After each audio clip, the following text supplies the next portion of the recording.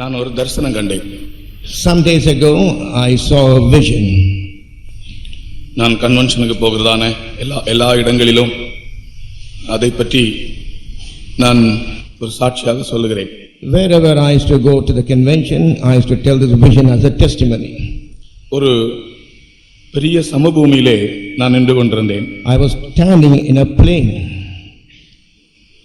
கண்களை தூரத்தில் ஏறெடுத்து பார்க்கும்போது ஒரு பயங்கரமான அக்கினி பற்றி எரிந்து கொண்டு வருவதை கண்டேன். When I was lifting my eyes and looking afar off, and I saw a fire burning and coming towards. அந்த அக்கினி கண்களால் பார்க்க கூடாத அளவுக்கு பயங்கரமான அக்கினியா இருந்தது. That fire was so terrible that was not able to be seen through the eyes. பெரிய பெரிய கட்டடங்கள், மலைகள், குன்றுகள் எல்லாம் இந்த அக்கினிக்கு முன்பாக சாம்பலாக போகிறது. Great buildings, mountains and hills, they went into ashes before this fire. சுற்றிலும் பார்க்கும்போது அதே வண்ணமாக பூமி முழுவதும் ஒரு பெரிய அக்கினியால் எரிவதை நான் கண்டேன். And when I saw round about, I saw the entire earth burning with fire. அப்பொழுது ஆண்டவரே இது என்ன என்று கேட்டேன்.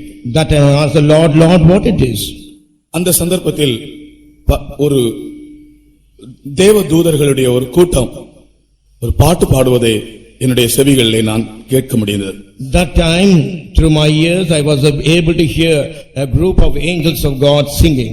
அந்த பாட்டு என்ன என்றால், பூதலம் அதிர்ந்து தன்னிடம் ஒழியுமே, பூதங்கள் உருகிடுமே. You know the meaning of the song is, the earth and the heaven will melt away and go back. இந்த பாட்டை நாம் எத்தனையோ முறை பாடி இருக்கிறோம். ஆனால் இந்த பாட்டை தூதர்கள் பாடுவது நான் கேட்டபோது உண்மையிலே அது ஒரு பெரிய மகிமையான ஒரு அனுபவமாக இருந்தது. We have sang this song on many occasions, but really when I saw the angels singing, it was so glorious to listen. என்னுடைய அனுபவத்தில் 3 சந்தர்ப்பங்களில் தூதர்கள் பாட்டு பாடுவதை நான் கேட்டிருக்கிறேன். In my experience, on 3 occasions I heard this angels singing. அதிலே ஒரு சந்தர்ப்பம் தான் இது. One occasion was this. அந்த பாட்டு இதுவரைக்கும் நம்முடைய செவிகளால் கேட்டு ருசித்திராத அளவுக்கு ஒரு மகிமையான ஒரு இன்ப சத்தமாய் காணப்பட்டது. That song was a joyful hearing. Till now what we haven't heard about, and it was so glorious. பூதலம் அதிர்ந்து தன்னிடம் ஒழியுமே, பூதங்கள் உருகிடுமே. The earth will be shaken and the earth all the earth and heaven will melt away. கர்த்தருக்கு ஸ்தோத்திரம். Praise be to God. இந்த தரிசனத்தை பற்றி நான் சிந்தித்தபோது, when I was pondering upon this vision, இந்த பூமியின் மேல் வரப்போகிற ஒரு பெரிய அழிவை தான் இது காண்பிக்கிறது. This shows the great destruction which is going to come on this earth. வெகு சீக்கிரமாக இந்த பூமிக்கு ஒரு பெரிய அழிவு சம்பவிக்க போகிறது. Very soon a great destruction is going to come on this earth. பூமிக்கு அழிவு ஏற்படும் போது அதிலே தேவ ஜனங்கள் அழிந்து போகாதபடி ஒரு அழிவில்லாத சுவிசேஷத்தை ஆண்டவர் அவர்களுக்கு அறிவித்துக் கொண்டிருக்கிறார். When destruction is going to come on this earth, that the people of God may not be destroyed, God has been proclaiming indestructible gospel unto them. நம்முடைய கர்த்தராகிய இயேசு கிறிஸ்து பிரசன்னமானதினாலே ஜீவனும் அழியாமையும் சுவிசேஷத்தால் வெளியரங்கமாயிற்று. By the appearance of our Lord Jesus Christ, life and immortality was brought about through the gospel unto us. கர்த்தருக்கு ஸ்தோத்திரம். Praise be to God. ஆகையால் நாம் கேட்கிற தேவனுடைய வசனங்கள் நமக்குள்ளே ஜீவனையும் அழியாமையையும் உருவாக்குகிறது. The word of God what we are listening, it brings about life and immortality in us. நாம் ஏதோ ஒரு அறிவை வளர்ப்பதற்காக சில காரியங்களை படிப்பதற்காக இங்கே வரவில்லை. We haven't come here to learn certain things in order to increase our knowledge. நம்முடைய ஜீவியத்தில் ஆவிக்குரிய பக்தி விருத்தி ஏற்பட்டு ஜீவனும் அழியாமையும் நமக்குள்ளே உண்டாகும்படியாகத்தான் கர்த்தருடைய வசனங்களை நாம் கேட்கிறோம். We are hearing the words of God that we may attain the spiritual edification and life and immortality may be formed in us. இலவசமாக தேவ வசனங்களை கேட்க தேவன் நமக்கு தந்த இந்த பெரும் பாக்கியத்திற்காக நாம் நன்றியுள்ளவர்களாக இருக்க வேண்டும். We should be grateful unto the Lord for the great blessedness what God has given us to hear the free gospel. எத்தனையோ மனிதர்கள் கர்த்தராகிய இயேசு கிறிஸ்துவை குறித்து இன்னும் கேள்விப்படாமலே இருக்கும்போது They may be, ஆழமான சத்தியங்களை அறியக்கூடிய இந்த மகா பெரிய ஸ்லாக்கியத்தை ஆண்டவர் நமக்கு தந்திருக்கிறார். அதற்காக நாம் நன்றி உள்ளவர்களாக இருக்க வேண்டும். many people will be there who are totally ignorant and not heard about Jesus Christ. But God has given us a great blessedness to come and hear the deepest truth. For that we should be very, very grateful to the Lord. நம்முடைய கரங்களை உயர்த்தி நமக்கு ஆண்டவர் தந்திருக்கிற இந்த நல்ல சந்தர்ப்பத்திற்காக, இந்த பொன்னான வாய்ப்பிற்காக நன்றியோடு ஆண்டவரை ஸ்துதிப்போமாக. For the golden opportunity, let us all lift our hands and praise God. Praise the Lord, praise the Lord, praise the Lord, praise the Lord. Hallelujah. Amen. Hallelujah. Hallelujah. ஆமென். ஆண்டவரே மை ஸ்தோத்திரிக்கிறோம், ஸ்தோத்திரிக்கிறோம், ஸ்தோத்திரிக்கிறோம், ஸ்தோத்திரிக்கிறோம். ஹல்லேலூயா, ஹல்லேலூயா, ஹல்லேலூயா, ஹல்லேலூயா. நாம் நேற்றைக்கு வாசித்த அதே வேத பகுதியை இன்றைக்கும் வாசிப்போம். Same portion, the word of God, what we read yesterday, let us continue it today also. யோவான் எழுதின சுவிசேஷம் 14ஆம் அதிகாரம், Gospel of John, 14th chapter. முதல் 3 வசனங்களை வாசிப்போம். First 3 verses, let us read. உங்கள் இருதயம் கலங்காதிருப்பதாக தேவனிடத்தில் விசுவாசமாயிருங்கள், என்னிடத்திலும் விசுவாசமாயிருங்கள். என் பிதாவின் வீட்டில் அநேக வாசஸ்தலங்கள் உண்டு. அப்படி இல்லாதிருந்தால் நான் உங்களுக்கு சொல்லி இருப்பேன். ஒரு ஸ்தலத்தை உங்களுக்காக ஆயத்தம் பண்ண போகிறேன். நான் போய் உங்களுக்காக ஸ்தலத்தை ஆயத்தம் பண்ணின பின்பு நான் இருக்கிற இடத்திலே நீங்களும் இருக்கும்படி நான் மறுபடியும் வந்து உங்களை என்னிடத்தில் சேர்த்துக் கொள்வேன். Let not your heart be troubled. You believe in God, believe also in me. In my Father's house are many mansions. If it were not so, I would have told you. I go to prepare a place for you. And if I go and prepare a place for you, I will come again and receive you unto myself, that where I am, there ye may be also. 18ஆம் வசனம் கூட வாசிப்போம். Let us read verse 18 also. நான் உங்களை திக்கற்றவர்களாக விடேன், உங்களிடத்தில் வருவேன். I will not leave you comfortless, I will come to you. கர்த்தருக்கு ஸ்தோத்திரம். Praise be to God. நான் மறுபடியும் வந்து உங்களை என்னிடத்தில் சேர்த்துக் கொள்வேன். I will come again and receive you unto myself. நான் உங்களை திக்கற்றவர்களாய் விடேன். I will not leave you comfortless. கர்த்தருக்கு ஸ்தோத்திரம். Praise be to God. இந்த நான் உங்களை திக்கற்றவர்களாய் விடேன் என்ற வார்த்தை எனக்கு பல சந்தர்ப்பங்களிலே ஒரு புது ஜீவனை தந்த வார்த்தை. On many occasions, this term, I will not leave you comfortless, was able to give new life in me. நான் உங்களை திக்கற்றவர்களாய் விடேன். I will not leave you comfortless. இந்த திக்கற்றவர்கள் என்ற வார்த்தைக்கு ஆங்கிலத்திலே இந்த இடத்தில் கம்ஃபர்ட்லெஸ் அல்லாவிட்டால் ஆறுதலற்றவர்கள் என்று எழுதப்பட்டிருக்கிறது. You know, for this term in English, it is very clearly spoken that it is comfortless or those who console. ஆனால் இந்த திக்கற்றவர்கள் என்ற வார்த்தை வேறு இடங்களிலே வருகிறது. அந்த இடங்களிலே ஆங்கிலத்திலே ஃபாதர்லெஸ் அல்லாவிட்டால் அனாதைகள் என்று குறிக்கப்பட்டிருக்கிறது. In other places, for this term comfortless, in English it is said as fatherless or orphan. கர்த்தருக்கு ஸ்தோத்திரம். Praise be to God.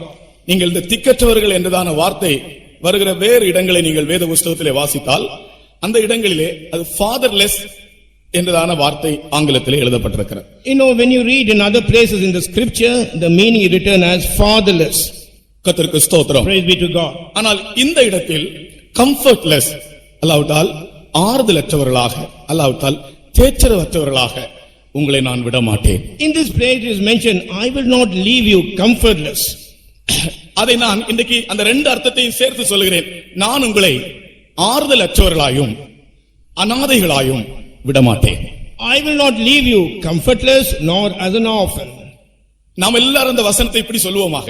Let us all say this verse in this way. நான் உங்களை ஆறுதலற்றவர்களாயும் அனாதைகளாயும் விடமாட்டேன். I will not leave you comfortless or fatherless. இந்த வார்த்தையை நீங்கள் எல்லாரும் உங்களுக்குள்ளே நீங்கள் சொல்லுங்கள். All of you tell this verse within yourself. இது கர்த்தராகிய இயேசு தாமே நமக்கு சொன்னதான வார்த்தை. This word is the same word what Lord Jesus Christ himself spoke to us. நான் உங்களை ஆறுதலற்றவர்களாயும் அனாதைகளாயும் விடமாட்டேன். I will not leave you comfortless or fatherless. கர்த்தருக்கு ஸ்தோத்திரம். Praise be to God. நான் உங்கள் அண்டை மறுபடியுமாய் வருவேன். I will come again unto you. ஆகையினால் தான் தம்முடைய ஜனத்தை ஆறுதல் படுத்தும்படிக்கு தேற்றரவாளனாகிய பரிசுத்த ஆவியை முதலாவது அவர் அனுப்பினார். In order to comfort his people, Lord sent the Holy Spirit, the comforter unto them. கர்த்தருக்கு ஸ்தோத்திரம். Praise be to God. எனக்கு இந்த வார்த்தையை சொல்லும்போது எனக்கு ஒரு சம்பவம் ஞாபகம் வருகிறது. When I was telling this, I remember an incident. ஒரு தடவை நான் ஒரு பள்ளிக்கூடத்திலிருந்து பிள்ளைகள் வெளியே வருகிறார்கள். ஒரு 4 மணி அளவு இருக்கும். அந்த சந்தர்ப்பத்தில் நான் என்னுடைய வண்டியை ஓட்டிக்கொண்டு அந்த பள்ளிக்கூடத்தில் வாசல் பக்கத்திலே போக வேண்டிய ஒரு சந்தர்ப்பம் வந்தது. Maybe it was 4 o'clock when the school children were coming out of the school. That time I was riding my 4-wheeler and I was going through that path. பள்ளிக்கூடத்திலிருந்து பிள்ளைகள் எல்லாரும் வருகிறார்கள். அவர்களுடைய பிள்ளைகளை அவர்களுடைய வீட்டார் வந்து கொண்டு போகிறார்கள். All the school children are coming out of the school and parents of their respective children, they are coming and taking the children to the houses. எல்லா பிள்ளைகளும் போன பிற்பாடு ஒரு பையன் மட்டும் தனியே அங்கே நின்று அழுது கொண்டு நின்றான். When all the school children left that place, one boy all alone was crying there. இவன் அழுகிற அழுகையை கண்டு அங்க நின்ற 2-3 பேர் அங்கே வந்தார்கள். Hearing his cry, 2 to 3 people came near him. மிகவும் கசந்து அழுது கொண்டிருந்தான். He was weeping bitterly. அப்பொழுது நானும் என்னுடைய வண்டியை நிறுத்திக் கொண்டு இவன் என்ன நடக்கிறது என்று பார்க்கலாம் என்று ஓரத்தில் நின்று பார்த்துக் கொண்டே நின்றேன். Even I stopped my vehicle and I was observing as to what is taking place. ஒரு 10 நிமிடங்கள் அவன் அழுதிருப்பான். Maybe for 10 minutes he would have been crying. மற்ற எல்லா பிள்ளைகளும் போய்விட்டார்கள். All other children are left out. ஒரு 10 நிமிடத்திற்கு பிற்பாடு திடீரென்று ஒரு கார் அங்கே வந்தது. After 10 minutes suddenly a car appeared in that place. அவர் அந்த பையனுடைய அப்பா கார்ல இருந்து இறங்கி ஓடி போய் இவனை எடுத்து, மகனே டிராபிக் ஜாம் ஆகி போச்சு மகனே, அதனால தாண்டா லேட் ஆயிடுச்சுன்னு சொல்லி அவனை ஆறுதல் படுத்தி அந்த காருக்குள்ளே வைத்து கார்ல கொண்டு போனார். Father of that boy immediately got down from the car, ran to the child. He said, "Son, I'm sorry, because of the traffic jam I got late." He embraced the son immediately and took him into the car. தகப்பன் வருவார் என்று ஆவலோடு எதிர்நோக்கி இருந்த பையன் தகப்பன் காணாததை உணர்ந்து கசந்து அழுதான். Boy was anticipating when his father will come, and when he could not see the father coming there, he was weeping bitterly. இதுபோலவே இயேசு கிறிஸ்து வருவார் என்று எதிர்பார்த்து கொண்டு ஒரு கூட்டம் ஜனங்கள் இந்த உலகத்தில் தவித்துக் கொண்டே இருக்கிறார்கள். One group of people on this earth, they have been travailing and weeping, waiting when Jesus will come. அவர்களுக்கு ஆறுதல் சொல்லும்படியாக கர்த்தர் சொன்ன வார்த்தைதான், நான் உங்களை திக்கற்றவர்களாய் விடேன். In order to comfort them only, the word what Jesus spoke to them, he said, "I will not leave you comfortless." உங்களை நான் ஆறுதல் அற்றவர்களாய் விடேன். I will not leave you comfortless. நம்மை ஆறுதல் படுத்தும்படிக்கு, நம்மை தேற்றும்படிக்கு தேற்றரவாளனாகிய பரிசுத்த ஆவியை ஆண்டவர் நமக்கு தந்திருக்கிறார். Lord has given us the comforter, the Holy Spirit, in order to comfort us and to console us. இந்த கடைசி நாட்களில் பரிசுத்த ஆவியினாலே இருதயங்களில் ஆறுதல் அடைகிற ஜனங்கள் மாத்திரம் உங்களுடைய கரங்களை உயர்த்தி ஒரு அல்லேலூயா சொல்லுங்கள். In these last days, those people, amen, hallelujah, hallelujah, ஹalleluya, ஹalleluya, ஹalleluya. இந்த ஊழியத்திற்கு ஆண்டவர் என்னை அழைத்தபோது, when Lord called me unto this ministry, எனக்கு ஒரு பக்கத்துல நான் பிரதிஷ்டை பண்ணின ஆண்டவருடைய ஊழியத்திற்கு வர வேண்டும் என்று, on one side I consecrated myself that I'll come and serve the Lord. ஆனால் மறுபக்கத்திலே எனக்கு ஒரு பயம் இருந்து கொண்டிருந்தது. On the other side, a fear was taking hold of me. எப்படி இந்த ஊழியம் செய்ய முடியும்? How can I do this ministry? எப்படி நிற்க முடியும்? How can I stand in this? இப்படி ஒரு பயம் என்னுடைய இதயத்திற்குள்ளே இருந்தது. Such kind of fear came in my heart. நான் ஒரு நாள் ராத்திரி கர்த்தரிடத்திலே இப்படி ஒரு கேள்வி கேட்டேன். One night I asked a question unto the Lord in this way. கர்த்தாவே, பயமா இருக்கு கர்த்தாவே. Lord, I am afraid. நான் எப்படி இந்த ஊழியம் செய்வேன்? How can I do this ministry? பயமா இருக்கு ஆண்டவரே. Lord, I am afraid. கர்த்தர் ஒரு வார்த்தை என்னோடு சொன்னார். Lord told me one word. அது என்ன தெரியுமா? You know what it is? என்னுடைய அபிஷேகம் உன்னோடு இருக்கிறது. My anointing is with you. என்னுடைய அபிஷேகம் உன்னோடு உண்மையில் இருக்கிறது. My anointing is upon you. கர்த்தருக்கு ஸ்தோத்திரம். Praise be to God. அந்த வார்த்தை தான் இதுவரைக்கும் என்னை நடத்தியது. That word only has led me up to this moment. அதே வார்த்தையை தான் பாஸ்டர் சி ஜான் அவர்கள் என்னிடத்திலே கூறினார்கள். The same word only Pastor C. John told me. கர்த்தருடைய அபிஷேகம் உண்மையில் இல்லையோ? Is not the anointing of the Lord on you? ஏதாகலும் ஒரு சந்தர்ப்பம், ஒரு துக்ககரமான அல்லாவிட்டால் ஆறுதல் இல்லாத ஒரு சந்தர்ப்பம் வரும்போது இந்த அபிஷேகம் தான் ஆறுதல் படுத்துகிறது. During the time of sorrow or when you are comfortless, only this anointing used to comfort me. ஆகையால் யாராகிலும் உங்களுடைய இருதயத்திலே துக்கமோ வருத்தத்தோடு இருந்தால் இன்றைக்கு ஆண்டவர் உங்களுக்கு சொல்லுகிறார், நான் உங்களை ஆறுதலற்றவர்களாய் விடேன். If there is anyone who is filled with sorrow or problems in your heart, today Lord is telling you, I will not leave you comfortless. அடுத்த அர்த்தத்திலே சொல்லுகிறேன், நான் உங்களை அநாதைகளாய் விடேன். In other meaning I am telling you, I will not leave you fatherless. நான் உங்களை அனாதைகளாய் விடேன். I will not leave you fatherless. ஆனால் ஒரு கூட்டம் ஜனங்கள் இந்த உலகத்தில் ஆண்டவருடைய அன்பின் நிமித்தம் அவரை பின்பற்றுவதன் நிமித்தம் தங்களை அனாதைகளாக்கி கொண்டவர்கள் உண்டு. There is a group of people, because of the love of God, because of their love towards God, because of their great faith, they made themselves fatherless or orphans on this earth. அந்த அனாதைகளுக்கு தான் கர்த்தர் சொல்லுகிறார், உங்களை நான் அனாதைகளாய் விடமாட்டேன், நான் வருவேன் என்று. Unto the fatherless only God says, I will not leave you fatherless, I will come again to you. ஆகையால் இந்த வாக்குத்தத்தம் நமக்கு பலிக்க வேண்டும் என்றால் இப்பொழுது இந்த உலகத்திலே நம்மை நாம் அனாதைகளாக்கி கொள்ள வேண்டும். If this promise has to be fulfilled in us means, while we are living on this earth, we should make ourselves to be orphans or fatherless. ஆண்டவரே, உம்மை அல்லாமல் எனக்கு இந்த உலகத்தில் யாரும் இல்லை ஆண்டவரே, நாங்கள் அனாதைகளாய் இருக்கிறோம் என்று நம்முடைய இருதயத்திலிருந்து நாம் அறிக்கை செய்ய வேண்டும். From within our heart we should make a confession, Lord, other than you we are no one else on the earth, we are seen as orphans.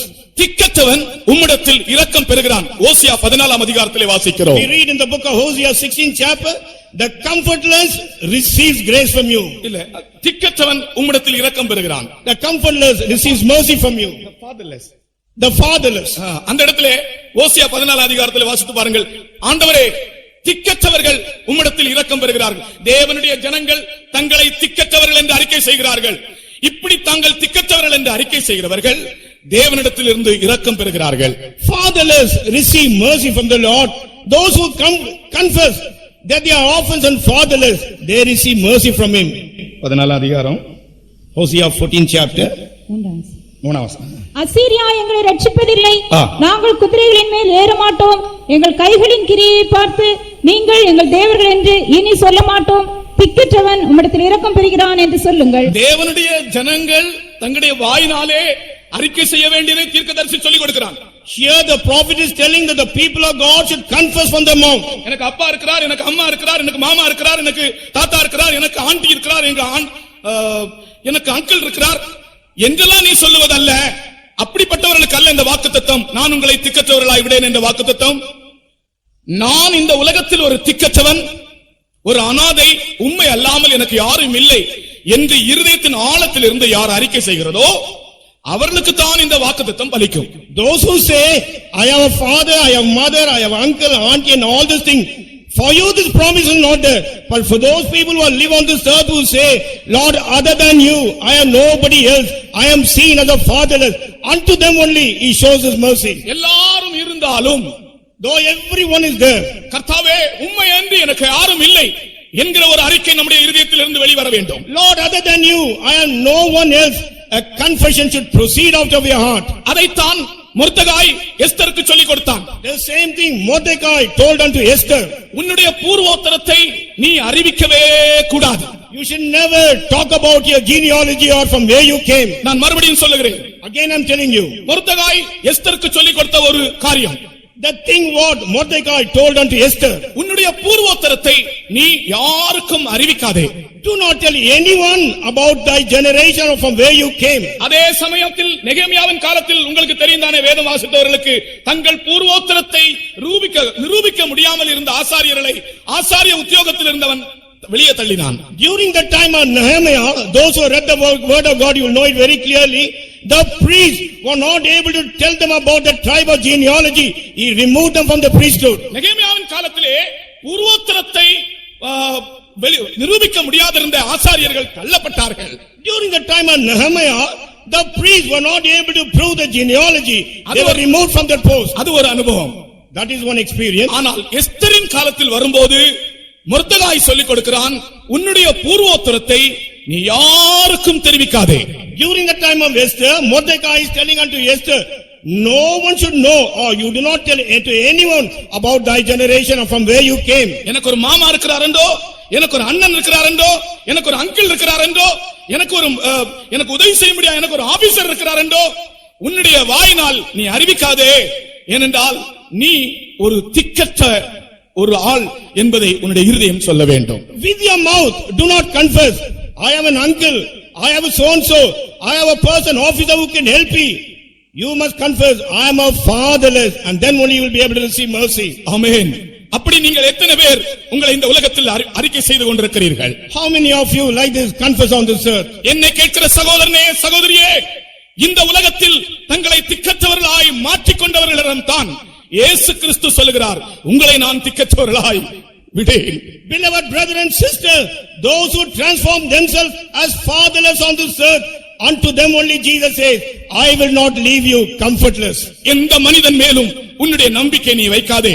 Do not put your trust on any man. கர்த்தருடைய வாக்குத்தத்தம் உனக்கு பலிக்க வேண்டும் என்றால் அவரை மாத்திரம் நம்பி அவரை மாத்திரம் சார்ந்து ஜீவிக்கும்படி உன்னை ஒப்புக்கொடு. If the promise of God has to be fulfilled on you, only lean upon him, yield yourself unto him and live. அப்பொழுது உனக்கு ஆறுதலும் உண்டு, நீ அனாதையும் அல்ல, கர்த்தர் உன்னோடு கூட இருந்து நடத்துவார். That time comfort will be unto you. You will not be seen as fatherless. Lord will be with you and lead you. பரிசுத்த ஆவியானவரிடம் நாம் முற்றுமாய் நம்மை ஒப்புக் கொடுக்கும் போது அவர் நம்மை எளிதில் விடவும் மாட்டார், ஏமாற்றி விடவும் மாட்டார். When we totally surrender unto the Holy Spirit, easily he will not leave us and he will never deceive us and leave us. உன்னை நீ ஒப்புக் கொடுத்த நோக்கத்தை நிறைவேற்றாமல் எளிதிலே அவர் உன்னை விடவும் மாட்டார், உன்னை ஏமாற்றி விடவும் மாட்டார். Till he accomplishes what you have surrendered, he will not easily leave you, nor will he deceive you. ஹல்லேலூயா. ஆகையால் இந்த கூட்டத்தின் தொடக்கத்தில் தானே நம்மை நாம் அநாதைகள், ஆண்டவரே எனக்கு இந்த உலகத்தில் யாரும் இல்லை, உண்மை அல்லாமல் எனக்கு யாரும் இல்லை என்கிற ஒரு அறிக்கையோடு இந்த கூட்டத்தை நாம் தொடங்குவோம். Right in the beginning of this meeting, let us start by telling, Lord, I am fatherless. Other than thee, I am no one else on this earth. கர்த்தர் சொல்லுகிறார், நான் உன்னை மறக்க மாட்டேன். Lord says, I will never forget you. சீயோன் சொல்லுகிறார், கர்த்தர் என்னை மறந்தார். Zion says, Lord has forsaken, forgotten me. கர்த்தர் சொல்லுகிறார், நான் உன்னை மறக்க மாட்டேன். Lord says, I will never forget you. தாய் தன் பாலகனையே மறப்பினும் நான் மறவேன் என்று சொன்னதால்,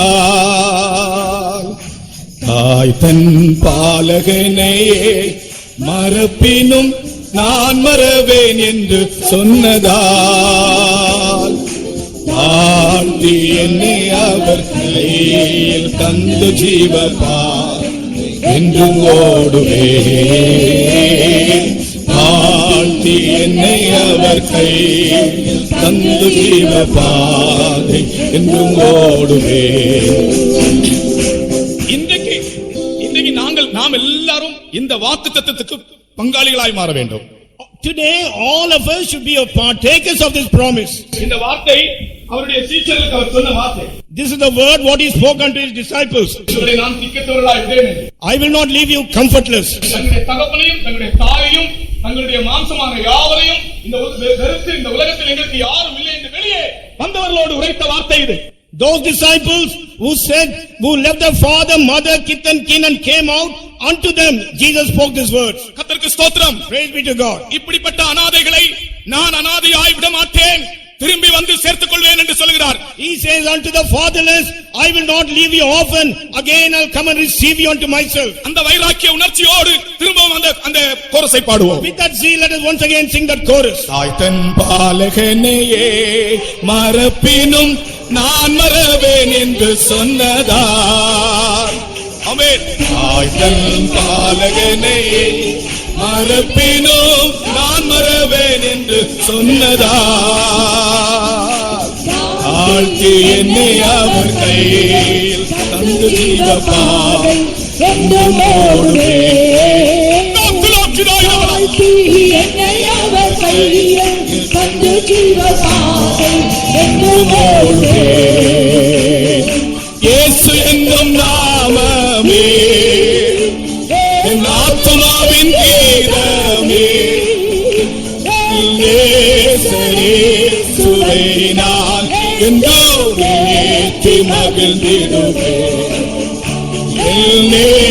இயேசுவை நான் என்றும் ஏற்றி மகிழ்ந்திடுவேன். ஹல்லேலூயா, ஹல்லேலூயா.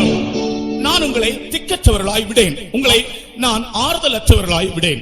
I will not leave you comfortless. இந்த வார்த்தையை கர்த்தர் சொல்ல காரணம் என்ன? What is the reason for Lord to tell these words? இந்த உலகத்தில் தன்னுடைய ஜனங்கள் எப்படி இருக்கிறார்கள் தெரியுமா? You know how his people are living on this earth? ஓநாய்களுக்குள்ளே ஆட்டுக்குட்டியை போலவும், as a sheep among wolves, முள்ளுகளுக்குள்ளே லீலி புஷ்பத்தை போலவும் Like தன்னுடைய- lily- தன்னுடைய ஜனங்கள் இருக்கிறார்கள். like lily flower among the thorns. Just they are like this the people of God are. ஆகையினால் தான் உங்களை நான் ஆறுதலற்றவர்களாய் விடேன் என்று சொன்னார். That is why he told them, I will not leave you comfortless. அவர்கள் இந்த பூமியில் இருக்கிறதான சூழ்நிலைகள் சரியான சூழ்நிலைகள் அல்ல. The environments where they lived on this earth was not right. ஒரு நல்ல சூழ்நிலையிலே தன் ஜனத்தை வைத்து இப்படி சொல்ல வேண்டிய அவசியம் இல்லை. It is not necessary for him to place his people in a very good environment and to tell these words. கர்த்தருக்கு ஸ்தோத்திரம். Praise be to God. அல்லது நாம் பரலோக ராஜ்யத்திற்கு போய் சேர்ந்த பிற்பாடும் நான் உங்களை இனி ஆறுதலற்றவர்களாய் விடேன் என்று சொல்ல வேண்டிய வார்த்தை இல்லை. It is not necessary after reaching the kingdom of heaven that he will tell that I will not leave you comfortless. இந்த பூமியிலே அவருடைய ஜனங்களின் நிலைமை முள்ளுகளுக்குள்ளே லீலி புஷ்பம் போலவும் ஓநாய்களுக்குள்ளே ஆடுகளைப் போலவும். Condition of his people upon this earth were like the sheep among wolves, like the lily flower among thorns. கர்த்தருக்கு ஸ்தோத்திரம். Praise be to God. நான் இன்றைக்கு தேவ ஜனங்கள் இந்த பூமியிலே 4 விதமான முள்ளுகளின் நடுவில் இருக்கிறார்கள் என்றும் 4 விதமான ஓநாய்களின் நடுவில் இருக்கிறார்கள் என்றும் உங்களுக்கு இன்றைக்கு நான் சொல்லுகிறேன். Today I would like to tell you that the people of God on this earth, they are living among 4 types of wolves and 4 types of thorns. வாசிங்கள் அந்த முள்ளுகளுக்குள்ளே லீலி புஷ்பம் எப்படி இருக்கிறதோ அந்த வசனத்தை வாசிங்கள். உன்னத பாட்டு Songs of Solomon. முள்ளுகளுக்குள்ளே லீலி புஷ்பம் எப்படி இருக்கிறதோ முள்ளுகளுக்குள்ளே lily புஷ்பம் எப்படி இருக்கிறதோ அப்படியே குமார்த்திகளுக்குள்ளே எனக்கு பிரியமானவளும் இருக்கிறாள். அப்படியே எனக்கு பிரியமானவளும், அதாவது கர்த்தருடைய ஜனங்கள் முள்ளுகளுக்குள்ளே இருக்கிறார்கள். Like that, those who are beloved or the people of God are there among thorns. இந்த முள் என்பது என்ன? What is this thorn? இன்றைக்கு நாம் நம்மை குறித்து பார்க்கும்போது 4 விதமான முள்களின் நடுவிலே தேவ ஜனங்கள் உலகத்தில் இருக்கிறார்கள். When we consider ourselves, we can find that the people of God are living among 4 types of thorns. முதலாவது முள் என்று சொல்வது 2 சாமுவேலிலே வாசிக்கிறோம் 23ஆம் அதிகாரத்தில். The first type of thorn we read in the book of 2 Samuel. பேலியாளின் மக்கள் எரிந்துவிடும் முள்ளுக்கு சமமானவர்கள். Children of Belial are equal unto the thorns which is burneth. அதாவது தேவனுடைய ஜனங்கள் இந்த உலகத்திலே பாவத்தின் நடுவிலும் பாவிகள் நடுவிலும் இருக்கிறார்கள். People of God are living among sinners and amidst sin. கர்த்தருக்கு ஸ்தோத்திரம். Praise be to God. சூழ்நிலை சரியல்ல. Circumstances are not good. இந்த உலகத்தில் தேவனுடைய ஜனங்கள் பாவிகள் நடுவிலும் பாவத்தின் நடுவிலும் காணப்படுகிறார்கள். These days, the people of God are among the sinners and amidst sin on this earth. பேலியாளின் மக்கள் எரிந்து விடப்படுகிற முள்ளுக்கு சமமானவர்கள். Children of Belial are compared unto the burning thorns. அது பாவத்தையும் பாவிகளையும் காண்பிக்கிறது. That shows sin and sinners. 2 Samuel 23:6 வசனத்தை வாசித்து பாருங்கள். Read 2 Samuel 23:6. பேலியாளின் மக்கள் அனைவருமோ கையினால் பிடிக்கப்படக்கூடாததாய் எரித்து போடப்பட வேண்டிய முள்ளுக்கு சமானமானவர்கள். முள்ளுகளின் நடுவிலே, இங்கிலீஷ்ல படிங்க. But the sons of Belial shall be all of them as thorns thrust away, because they cannot be taken with hands. முள்ளுகளின் நடுவிலே இருக்கிற தேவ ஜனங்கள், அல்லாவிட்டால் அவருக்கு பிரியமானவள் அவருடைய மனவாட்டி இந்த பாவத்தின் நடுவிலும் பாவிகள் நடுவிலும் தான் இந்த உலகத்தில் காணப்படுகிறாள். The people of God or the bride of Christ who are living among thorns, they are living on this earth amidst the sinners and sin. இவர்கள் நடுவிலே Among them, இவள் எப்படி இருக்க வேண்டும்? how can she live? இந்த முள்ளுகள் நடுவில் இவள் தன்னுடைய வேறுபாட்டின் ஜீவியத்தை காத்துக்கொள்ள வேண்டும். Amidst this thorn, she has to preserve the life of separation. அப்பொழுதுதான் அவளுக்கு ஆறுதல் உண்டாயிருக்கும். Then only comfort will be seen in her. முள்ளுகள் ஆகிய பாவத்திலும் நடுவிலும் பாவிகள் நடுவிலும் ஜீவிக்கிறவர்கள் தங்கள் வேறுபாட்டின் ஜீவியத்தை காத்துக்கொண்டால் மட்டுமே இருதயத்தில் ஆறுதலை அவர்கள் அடைவார்கள். Only people of God, the thorns which is seen as sinners and sin, amidst them, if they keep the separated life, they will be comforted. தாமரை இலையிலே தண்ணீர் ஒட்டாதது போல, As the water will not cling on to the lotus. அவர்கள் பாவத்தின் நடுவில் ஜீவிக்கிறார்கள், பாவிகள் நடுவில் ஜீவிக்கிறார்கள். ஆனால் இவர்களுக்குள்ளோ பாவம் ஒட்டிக்கொள்வதில்லை. They are living among sinners, they are living amidst sins, the sin will not cling on to them. ஆகையினால் தான் தேவனுடைய மனுஷன் என்று அழைக்கப்படுகிறவனுக்கு ஒரு வேறுபாட்டின் ஜீவியம் அவசியம். That is why a man who is called as a man of God, life of separation is very essential. அந்த வேறுபாட்டின் ஜீவியத்தை எல்லா இடங்களிலும் காத்துக்கொள்ளும் போது நமக்குள்ளே ஆறுதல் நிரம்பி வரும். When we preserve the life of separation in all the places, comfort will come to us. எந்த இடத்தில் வேறுபாட்டின் ஜீவியத்தை நஷ்டப்படுத்துகிறோமோ நம்முடைய இருதயத்தில் இருக்கிற ஆறுதலும் இழந்து விடுவோம். In which place we lose the life of separation, the comfort what we have in heart, we will lose it. நீங்க ஆண்டவருக்காக வேறு பிரியும் போதுதான் பரிசுத்த ஆவியானவர் உன்னை பாதுகாக்க முடியும். Only when you get separated for the Lord, the Holy Spirit can preserve you. கர்த்தருக்கு ஸ்தோத்திரம். Praise be to God. அடுத்ததாக இரண்டாவது முள். Second thorn. இரண்டாவது முள் என்ன தெரியுமா? You know what is the second thorn? ஜாதிகளுடைய நிந்தையும் அவமானங்களும். Reproach and shame of the nations. எசேக்கியேல் 28ஆம் அதிகாரம் 24ஆம் வசனத்தை வாசிக்கும்போது, When we read in the book of Ezekiel 28 chapter 26 verse, தேவ ஜனத்துக்கு விரோதமான நிந்தைகள், தேவ ஜனத்துக்கு விரோதமான அவமானமான வார்த்தைகள் இனி உங்கள் மேல் வராது என்று கர்த்தர் சொல்லுகிறார். Lord says, the reproaches and the words of shame which is upon the people of God may not come again to you. வாசிங்க. இஸ்ரவேல் வம்சத்தாரை இகழ்ந்த அவருடைய சுற்றுப்புறத்தாராகிய அனைவரிலும் இனி தைக்கிற முள்ளும் நோவுண்டாக்குகிற நெரிஞ்சிலும் அவர்களுக்கு இராது. அப்பொழுது நான் கர்த்தராகிய ஆண்டவர் என்று அறிந்து கொள்வார்கள். And there shall be no more a pricking briar unto the house of Israel, nor any grieving thorn of all that are round about them that despise them, and they shall know that I am the Lord God. முள்ளுகளுக்குள்ளே lily புஷ்பம் என்பது இந்த முள்ளுகளாகிய நிந்தை அவமானங்களுக்குள்ளே இந்த lily புஷ்பம் இருக்கிறது. When it is told lily among thorns, this shame and the reproach which is seen as a thorn, they are living among them. தேவ ஜனங்கள் உண்மையாய் ஜீவிக்கிறவர்களுக்கு நிந்தையும் அவமானங்களும் உண்டு. People of God who live upright life, reproaches and shame is there. கர்த்தருக்கு ஸ்தோத்திரம். Praise be to God. நான் ஒரு விசுவாசி சகோதரனை பற்றி சொன்னேனே. I told you about a believer brother. அவர் வீட்டிலே ஒழுங்காக ஜெபம் பண்ணுவார், ஸ்தோத்திரம் செய்வார், அல்லேலூயா சொல்லுவார். இதை அங்கிருந்த ஜனங்கள் எதிர்த்தார்கள். Regularly he used to pray in his house and he used to praise God and say hallelujah. People who are there, they resisted him. ஒரு தடவை ஒரு பெரிய வெட்டுக்கத்தியை கொண்டு வந்தார்கள். One day they brought a big axe. Actual ஒரு வெட்டுக்கத்தி. கர்த்தருக்கு ஸ்தோத்திரம். A big knife they brought. அவர்கள் அவனிடத்திலே சொன்னார்கள், இனி நீ அல்லேலூயா என்று சொன்னால் உன்னை வெட்டி விடுவோம் என்று. They told him, once again if you say hallelujah, we will cut you in pieces. அவர் என்ன செய்தார் தெரியுமா? You know what did he do? தன்னுடைய மகளுக்கு அல்லேலூயா என்று பெயரிட்டார். He named a daughter hallelujah. இப்ப பள்ளிக்கூடத்துல இந்த பிள்ளையை கூப்பிடுறவங்க எல்லாம் அல்லேலூயா என்று கூப்பிடுறாங்க. In the school, all those who address their daughter, they will call her hallelujah. தெருவில கூப்பிடுறவங்க எல்லாம் இப்ப அல்லேலூயா கூப்பிடுறாங்க. On the streets, everyone call her hallelujah. இவர்கள் இப்ப ஜெப சமயத்துல மாத்திரமல்ல, வேணும்னே தன்னுடைய பிள்ளையை அல்லேலூயா இங்க வா சொல்லுவாங்க.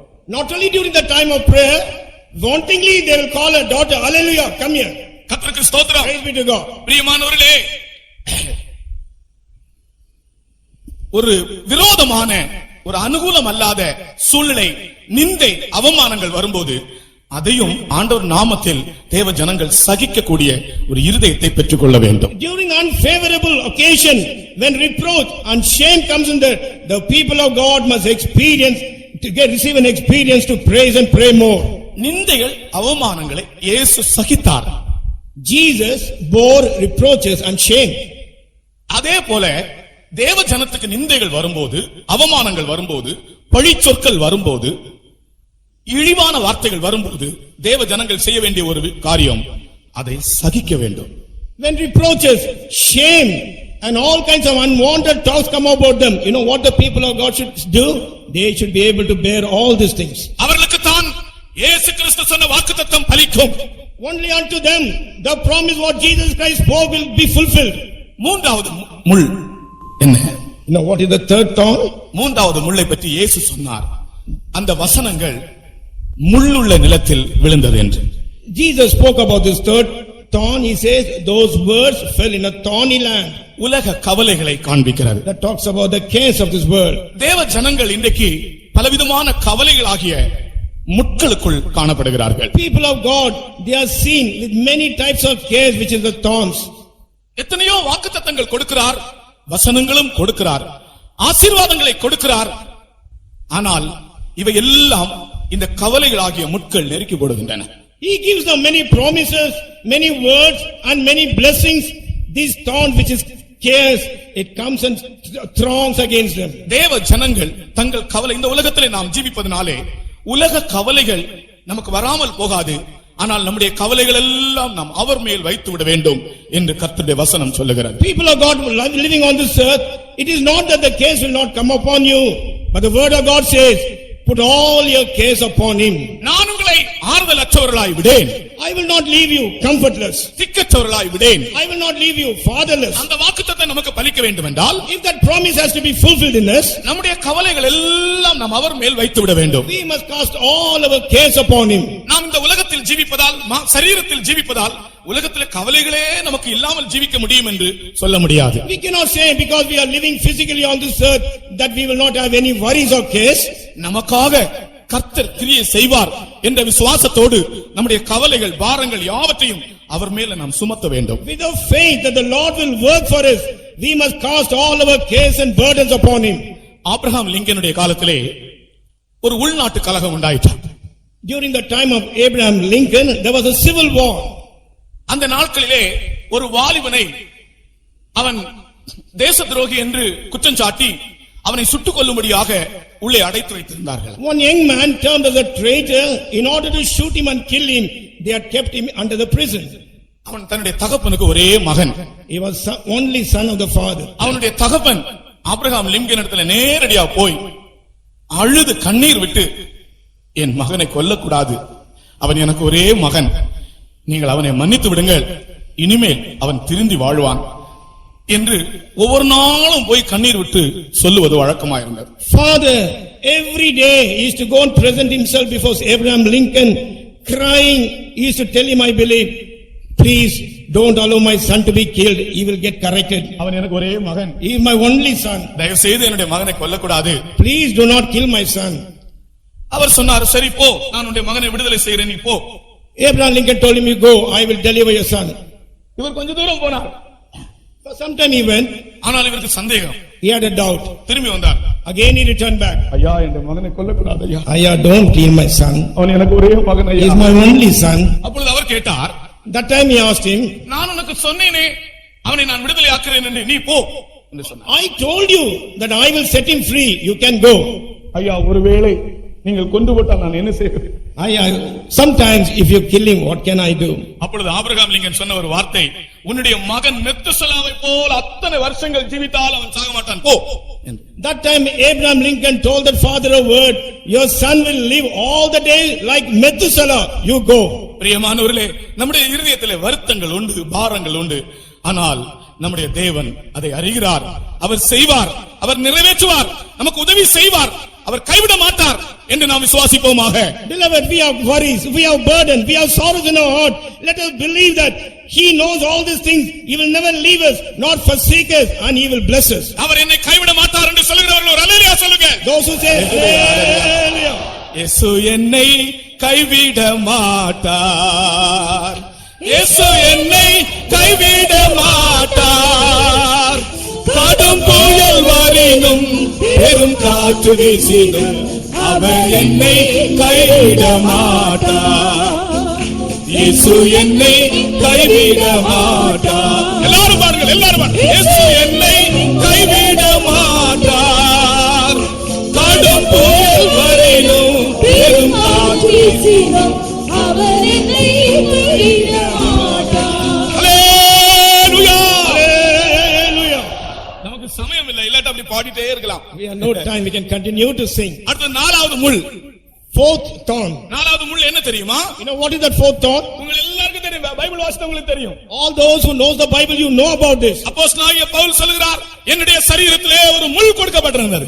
Apostle Paul says, a thorn was given in my flesh. இன்றைக்கு முள்ளுகளுக்குள் லீலி புஷ்பம் இருப்பது போல பலவிதமான கொடிய வியாதிகள் மத்தியிலே தேவனுக்கு பிரியமானவள் இருக்கிறாள். Like the lilies among thorns, those beloved of the Lord, they are among the terrible sicknesses. அருமையானவர்கள், பரிசுத்தம் உள்ளவர்கள், விசுவாசம் உள்ளவர்கள், அன்புள்ளவர்கள், அரவணைக்கிறவர்கள், ஆனால் அவர்களோ பயங்கரமான வியாதிகளாகிய முட்களுக்குள் இருக்கிறார்கள். Beloved people, holy people, saints and loving people, They are among the terrible sicknesses which are thorns. 2 கொரிந்தியர் 12ஆம் அதிகாரம் 7ஆம் வசனத்திலே இந்த முள்ளை பற்றி நாம் வாசிக்கிறோம். We read about this thorn in 2 Corinthians 11th chapter 7th verse. அன்றியும் எனக்கு வெளிப்படுத்தப்பட்டவைகளுக்குரிய மேன்மை நிமித்தம் நான் என்னை உயர்த்தாதபடிக்கு என் மாம்சத்திலே ஒரு முள் கொடுக்கப்பட்டிருக்கிறது. என்னை நான் உயர்த்தாதபடிக்கு அது என்னை குட்டும் சாத்தானுடைய தூதனாயிருக்கிறது. English. And lest I should be exalted above measure through the abundance of the revelations, there was given to me a thorn in the flesh, the messenger of Satan to buffet me, lest I should be exalted above measure. மாம்சத்திலே ஒரு முள் அவனுக்கு கொடுக்கப்பட்டது. A thorn was given unto me in his flesh. வைராக்கியமான ஒரு அப்போஸ்தலன். He was a very zealous apostle. சத்தியத்தை நிலைநாட்டினாள். He planted the truth. உபதேசத்தை நிரூபித்தவர். He proved the doctrines. புறஜாதியாருக்கு சுவிசேஷத்திற்காக வேறுபட்டு இறங்கினவர். He rose to proclaim the gospel unto the Gentiles. அவருக்கோ சரீரத்தில் ஒரு முள். For him a thorn in his flesh. என்னுடைய சரீரத்தில் ஒரு முள் கொடுக்கப்பட்டிருந்தது. A thorn is given in my flesh. இன்றைக்கு அவருக்கு அருமையானவள் ஆண்டவருடைய பிள்ளைகள் எத்தனையோ பேர் இந்த முள்ளாகிய வியாதிகளுக்குள்ளே நெருக்கப்பட்டுக் கொண்டிருக்கிறார்கள். People of God were beloved of the Lord. Many people they have been oppressed by the thorn in the flesh, which is the sickness. அவரை விசுவாசிக்கிறவர்களுக்கு வியாதியினின்றும் அவர் விடுதலை தருகிறார்.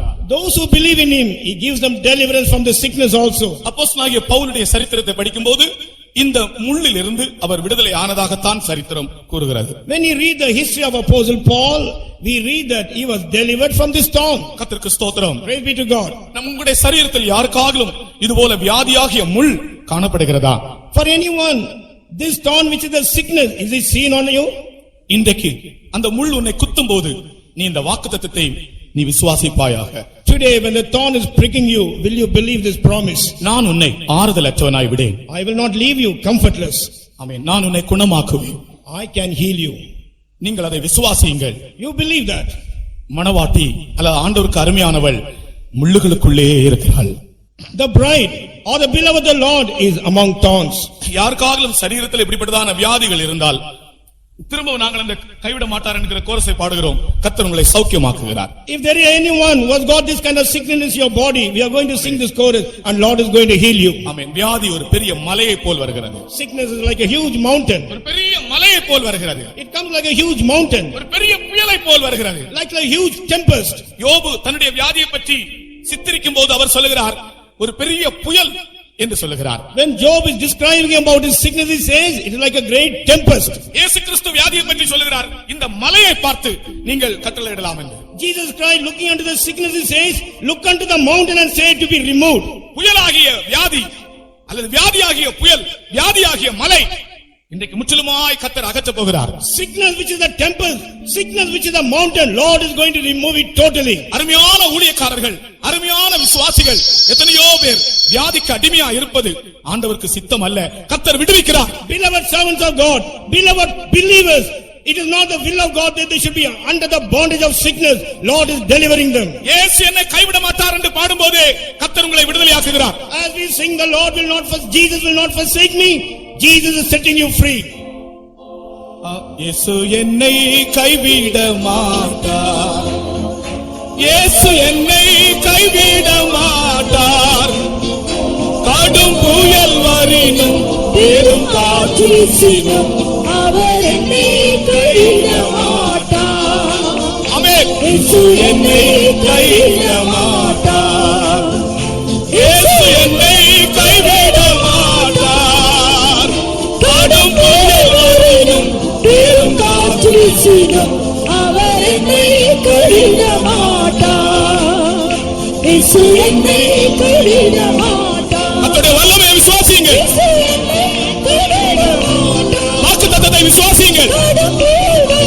தளர்ச்சியான போதும் காற்று வீசினும் அவர் என்னை கைவிட மாட்டார். இயேசு என்னை கைவிட மாட்டார். இயேசு என்னை கைவிட மாட்டார். Oh, in the name of Jesus. பெரும் காற்று வீசினும் Oh, in the name of Jesus. கைவிட மாட்டார். Hey, Tiraida. In the name of Shiala Bautila. Yuri Talam Shaida Baharakatula.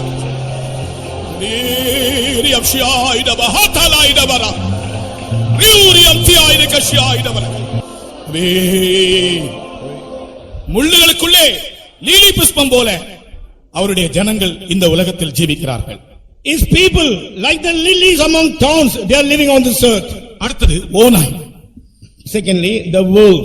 ஆடுகளுக்குள்ளே ஓநாய்களுக்குள்ளே ஆடுகளை அனுப்புகிறது போல நான் உங்களை அனுப்புகிறேன் என்று கர்த்தர் சொன்னார். Lord says, other sheep is among the wolves, so I send you among them. இந்த ஓநாய் 4 விதமான ஓநாய்களை பற்றி சொல்லுகிறேன். I will tell you about 4 types of wolves. தேவ ஜனங்கள் 4 விதமான ஜனங்கள் மத்தியில் இருக்கிறார்கள். The people of God are living among 4 types of people. ஒன்று, 1, தேவ அன்பில்லாதவர்கள், கடித்து பட்சிக்கிறவர்கள். people who don't have the love of God, who bite and devour. பென்யமீன் பீறுகிற ஓநாய் என்று சொல்லப்பட்டது. They are called as a ravening wolf. கலாத்தியர் பட்சிக்கிற மனுஷராய் மாறினார். மனுஷரை ஒருவரை ஒருவர் கடித்து பட்சிக்கக்கூடியவர்களாய் காணப்பட்டார்கள். Galatians were seen as a people who used to bite and devour one another. ஆண்டவருடைய வசனங்களை அறிந்த ஜனங்கள், People of God who knew the word of God. அபிஷேகத்தின் வல்லமையை அறிந்த ஜனங்கள், People who knew the power of anointing. ஆழமான சத்தியங்களை அறிந்த ஜனங்கள், People who knew the deepest truth. ஒருவரை ஒருவர் கடித்து பட்சிக்கக்கூடியவர்களாய் இருந்தார்கள். They were biting and devouring one another. ஓநாய் என்பது இதுபோல கடித்து பட்சிக்கக்கூடிய அன்பற்ற ஜனங்களை காண்பிக்கிறார். Wolf talks about people without love who bite and devour. கலாத்தியர் அந்த வசனம் நீங்கள் ஒருவரை ஒருவர் கடித்து பட்சித்தீர்களானால் அழிவீர்கள். அப்படி ஒருவரால் ஒருவர் அழிக்கப்படாதபடிக்கு எச்சரிக்கையாயிருங்கள். 5:15. கலாத்தியர் 5ஆம் அதிகாரம் 15ஆம் வசனம். Galatians 5:15. இதுதான் முதல் தரம் ஓநாய்கள். This is the first type of wolves. தேவனுடைய ஜனங்கள் இதுபோல கடித்து பட்சிக்கக்கூடிய ஓநாய்கள் மத்தியில் தான் இந்த உலகத்தில் வாழ்ந்து கொண்டிருக்கிறார்கள். The people of God are living in this world among people, among the wolves who bite and devour. மனுஷன் தேவ அன்பை இழந்து விட்டால் அவன் ஓநாயாய் மாறி விடுவான். Man, when he loses the love of God, he turns out to be a wolf. மனிதன் இரக்கத்தை இழந்து விட்டால் ஓநாயாய் மாறி விடுவான். Man has lost mercy, he turned out to be wolf. நீங்கள் ஒருவரை ஒருவர் கடித்து பட்சித்தீர்களானால் அழிவீர்கள். If you bite and devour one another, you will perish. எத்தனையோ விதமான ஆவிக்குரிய ஆசீர்வாதங்களை பெற்ற கலாத்திய சபை அவர்கள் மனுஷரையே கடித்து பட்சிக்கக்கூடியவர்களாய் மாறிவிட்டார்கள். Galatian church who received many type of spiritual blessings, they were biting and devouring men. அவர்கள் மனுஷரை கடித்து சாப்பிட்டார்கள் என்ற அர்த்தம் அல்ல. It is not that they bit and ate the people. அன்பற்ற சுபாவம், unloving character, இரக்கமற்ற சுபாவம், merciless character. யாரையும் கடிக்கிறது போல பட்சிக்கிறது போல நாம் பேசக்கூடாது. We should never speak as though we bite or devour anyone. கர்த்தருக்கு ஸ்தோத்திரம். Praise be to God. தேவ ஜனங்கள் தேவ அன்பை இழந்து விடக்கூடாது. People of God should not lose the love of God. இரக்கத்தை இழந்து விடக்கூடாது. They should not lose the mercy. மற்றவர்களை கண்டால் பரிதபிக்கக்கூடிய இருதயம் காணப்பட வேண்டும். When you look at others, you must have a heart to have compassion. கர்த்தருக்கு ஸ்தோத்திரம். Praise be to God. மற்றவருடைய நிலைமையை விளங்கிக் கொள்ளக்கூடிய இருதயம் தேவ ஜனங்களுக்கு வேண்டும். People of God are in need of a heart where they will be able to understand others. இன்னைக்கு உலகத்தில் மனிதர்கள் ஏன் மனிதர்களை கொல்லுகிறார்கள்? On this earth, why people, one person kills another person? அவர்களுக்கு தேவ அன்பும் தேவ இரக்கமும் அவருடைய இருதயத்தில் இல்லாதபடியால். Because in the heart they don't have the love of God and the mercy of God. ஆகையினால் தான் ஒருவரை ஒருவர் அவர்கள் அழிக்கிறார்கள். That is why they destroy one another. இது முதலாவது ஓநாய். This is the first wolf. இரண்டாவது ஒரு ஓநாய் உண்டு. The second wolf is there. அது கள்ள தீர்க்கதரிசிகள், மாய்மாலமான ஜீவியம். False prophets living a hypocritical life. இயேசுவை தான் அவர்கள் ஆராதிக்கிறார்கள். They are worshipping only Jesus. அல்லது உண்மையாய் பார்த்தால் அவர்கள் தேவனுடைய மனுஷர்கள் போல இருப்பார்கள். When you see them, they will pose as though as the people of God. ஆனால் அவர்கள் கள்ள தீர்க்கதரிசிகளாய் இருந்தார்கள். But they are seen as a false prophets. மேலே ஆட்டுத்தோல், உள்ளத்திலோ ஓநாய். On top the skin of the lamb, but inside they are as wolf. ஒரு இரட்டை ஜீவியம். A double life. நமக்கு ஒரு டபுள் லைஃப் இல்ல.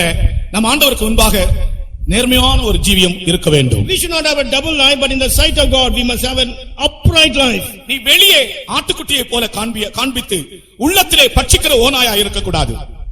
Outside you should not pose yourself as a lamb and inside as a devouring ravening wolf. அது மாய்மாலமான ஜீவியம். That is a hypocritical life. கர்த்தராகிய இயேசு கிறிஸ்து இப்படிப்பட்ட மாயக்காரரை குறித்து தைரியமாக மாயக்காரரே என்று அநேக முறை அழைத்திருக்கிறார். Lord Jesus Christ, looking unto the people who are living a hypocritical life, he says, "Oh, hypocrites, he says many times."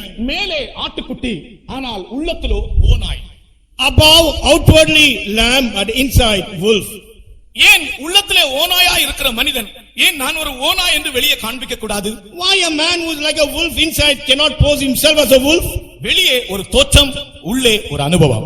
Outside one appearance, inside a different experience. அப்படிப்பட்ட மாயமான ஜீவியம் செய்கிறவர்கள் எத்தனையோ பேர் இந்த உலகத்தில் உண்டு. Like that, there are many people who lead this kind of hypocritical life. தேவனுடைய ஜனங்கள் இப்படிப்பட்டவர்கள் மண் நடுவிலே ஜீவிக்கும் போது தேவ ஞானத்தால் இவர்களை விளங்கிக் கொண்டு ஜீவிக்க வேண்டும். People of God, when they live among these kind of people, they should be filled with the wisdom of God and live. கர்த்தருக்கு ஸ்தோத்திரம். Praise be to God. மாய்மாலமான ஜீவியம் செய்கிறவர்களை விளங்கிக் கொண்டு ஜீவிக்க வேண்டும். You must understand those people who are leading a hypocritical life, and thus you must live. அவர்களுடைய கனிகளால் அவர்களை அறிவீர்கள். அவர்களுடைய கனிகளால் அவர்களை அறிவீர்கள். You will be able to know them through their fruits. கர்த்தருக்கு ஸ்தோத்திரம். Praise be to God. அப்படிப்பட்ட மனிதரை விளங்கிக் கொள்ளும்படியான ஒரு தேவ ஞானம் தேவ ஜனங்களுக்கு அவசியமா இருக்கிறார். People of God are in need of a wisdom of God to understand these kind of people. ஆகையால் தான் பரிசுத்த ஆவியானவர், நமக்குள்ளே இருக்கிற பரிசுத்த ஆவியானவர் நம்முடைய இருதயத்தை ஆறுதல் படுத்துகிறது மட்டுமல்ல, அந்தந்த சந்தர்ப்பத்துக்கேற்ற ஞானத்தையும் அவர் அருளுகிற ஆவியாயிருக்கிறார். That is why the Holy Spirit who is in us not only comforts us, on occasion when it arises, he is able to give us the wisdom.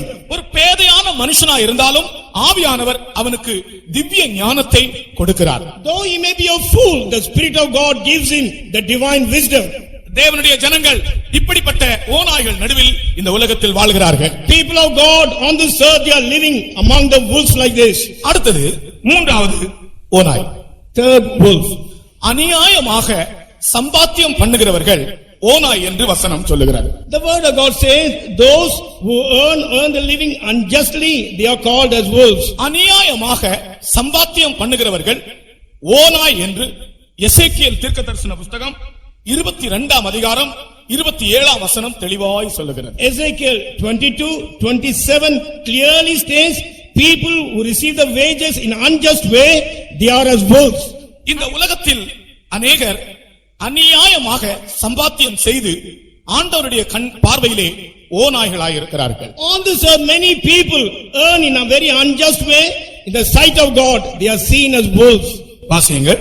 அதன் நடுவில் இருக்கிற அதன் பிரபுக்கள் இறை கவுகிற ஓநாய்களைப் போல் இருக்கிறார்கள். அநியாயமாய் பொருள் சம்பாதிக்கிறதற்கு ரத்தம் சிந்துகிறார்கள், ஆத்துமாக்களை கொள்ளையிடுகிறார்கள். Her princes in the midst thereof are like wolves ravening the prey, to shed blood and to destroy souls, to get dishonest gain. இந்த ஓநாய் எப்படிப்பட்டது தெரியுமா? You know what kind of wolf it is? அநியாயமாக பொருள் சம்பாதிக்கும். They are earning dishonest gain. அதன் நடுவில் இருக்கிற அதன் பிரபுக்கள் பட்சிக்கிற ஓநாயா இருக்கிறார்கள். அவர்கள் அநியாயமாய் சம்பாத்தியம் செய்கிறார்கள். Princes who are living among them, they are seen as the ravening wolves, and they are going for an unjust gain. நம்முடைய வீட்டிலே வருகிற சம்பாத்தியங்கள் நியாயமானதா இருக்க வேண்டும். All the earnings which is coming into our family should be in the just way. அநியாயமான ஒன்றும் நம்முடைய வீட்டிற்குள் வரக்கூடாது. Nothing which is unjust should never enter our house. கர்த்தருக்கு Praise ஸ்தோத்திரம். be to God. உலகத்தில் இன்றைக்கு நியாயம் இல்லை. On this earth there is no justice. உலகத்தில் நாம் பார்க்கும்போது அநியாயமான முறையில் தான் உலகத்திலே சம்பாத்தியங்கள் நடக்கிறது. You know, these days when you observe this world, all the earnings are coming almost in the unjust way. அவர்கள் சொல்லுகிறார்கள், இப்படி இல்லாவிட்டால் எங்களுக்கு சம்பாத்தியம் பண்ண முடியாது என்று நேரடியாகவே You சொல்லுகிறார்கள். know, straight away they say, if we do not earn like this, we can never earn our money. ஆனால் கர்த்தரோ அவர்களை ஓநாய் என்று அழைக்கிறார். But Lord addresses them as wolves. விசுவாசத்தினாலே நாம் சம்பாத்தியம் பண்ண வேண்டும். Through faith we must earn our living. கர்த்தருக்கு ஸ்தோத்திரம். Praise be to God. ஒரு முறை ஆபிரகாமிடத்தில் சோதோமின் ராஜா பொருட்கள் எல்லாம் எடுத்துக்கொள்ளும்படி கோரினான். Once the king of Sodom told unto Abraham to receive or to take all the goods. ஆனால் ஆபிரகாம் தன்னுடைய 2 கைகளையும் ஆண்டவருக்கு நேராக உயர்த்தினான். But Abraham lifted both his hands towards God. அந்த தேவன் யார் தெரியுமா? You know who was that God? L Elyon. El Elyon. L Elyon என்றால் the possessor of heaven and earth. வானத்துக்கும் பூமிக்கும் உடையவர். The meaning of El Elyon is the possessor of heaven and earth.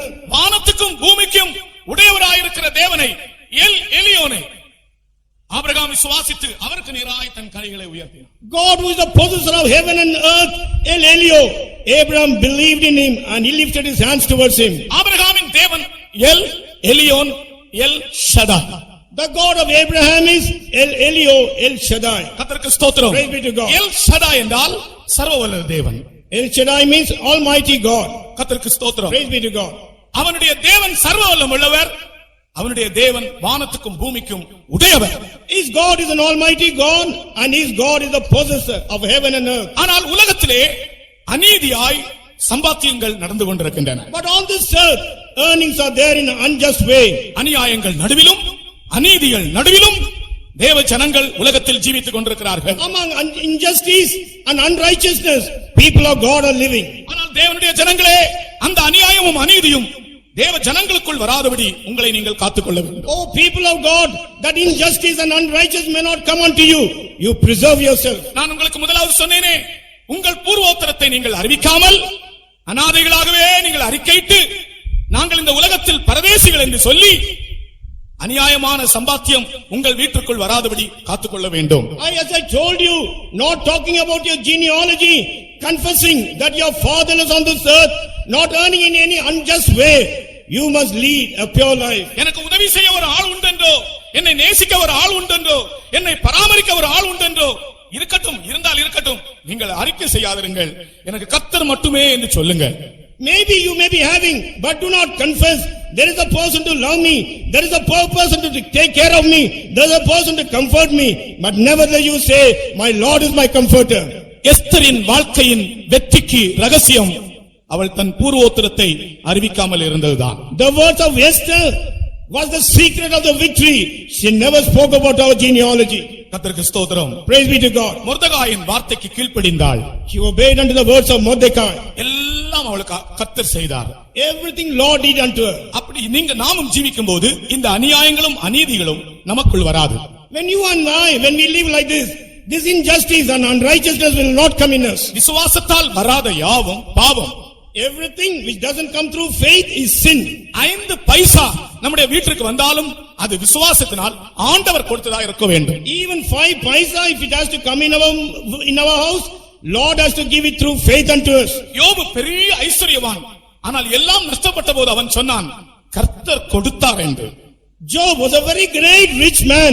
When he lost everything, he confesses, Lord gave me this. ஒருவேளை அநியாயமாய் வந்ததா இருந்திருந்தால் அவனுடைய உள்ளம் அவனை குத்தி இருக்கும், நான் அநியாயமாய் சம்பாதித்தேன், எல்லாம் போய்விட்டது என்று சொல்லியிருப்பான். Maybe if you would have earned all this in an unjust way, his heart would have pricked him and he would have told that I have received in unjust way, all these things are gone.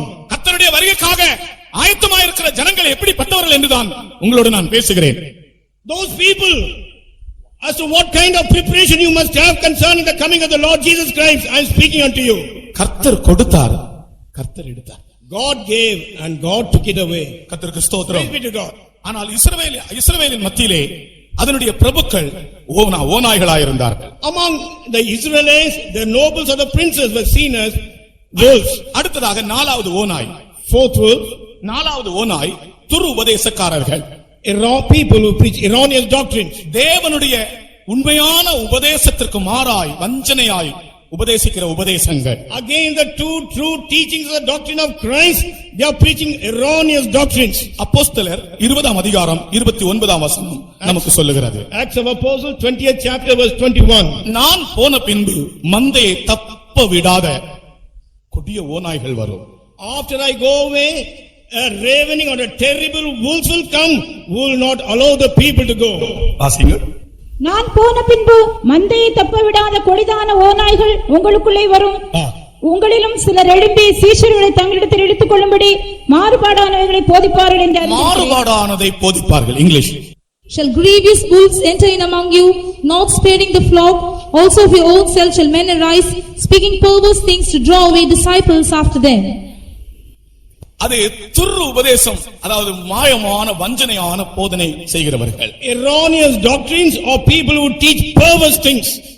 தேவ ஜனங்களை உண்மையான உபதேசத்திலிருந்தும் சத்தியத்திலிருந்தும் விலக்கும்படி நயவஞ்சகமாய் உபதேசிக்கிற உபதேசங்கள். Deceptively, they are teaching doctrines unto them to deceive the people from following the true truth. இப்படிப்பட்ட ஓநாய்களை குறித்து தேவ ஜனங்கள் எச்சரிக்கையாக இருக்க வேண்டும். People of God should be very careful concerning these wolves.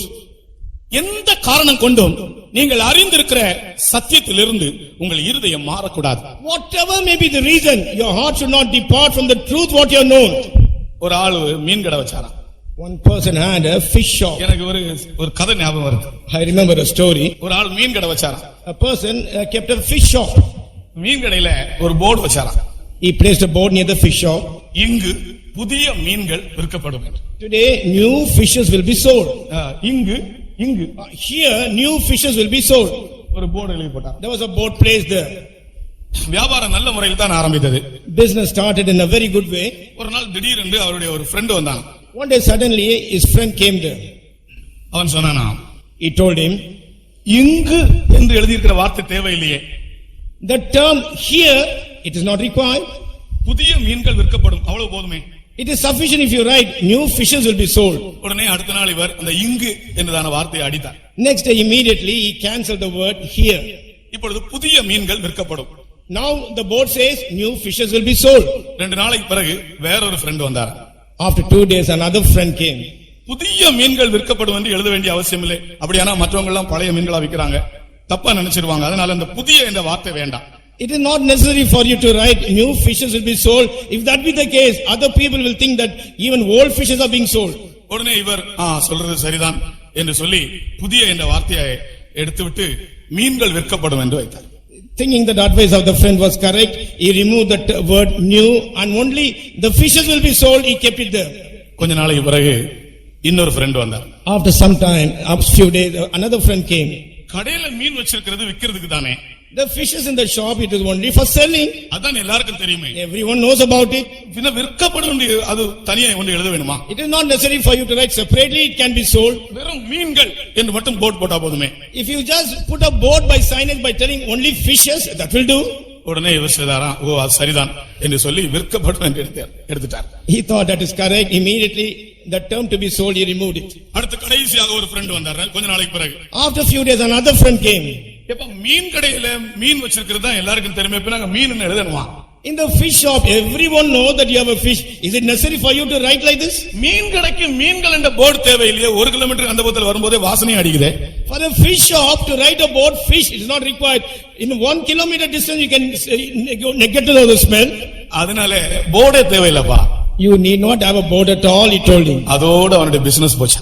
With that his business closed. இதுபோல நாம் அறிந்திருக்கிற சத்தியத்துக்கு விரோதமான வார்த்தைகள், அந்நியமான வார்த்தைகள், உபதேசங்கள் தந்திரமாய் நயவஞ்சகமாய் பிசாசு கொண்டு வரும்போது அதை நாம் விளங்கிக் கொள்ள வேண்டும். When devil brings deceptively in a very subtle manner all the strange truth against the right truth what we have known, we should be able to understand it. கர்த்தருக்கு ஸ்தோத்திரம். Praise be to God.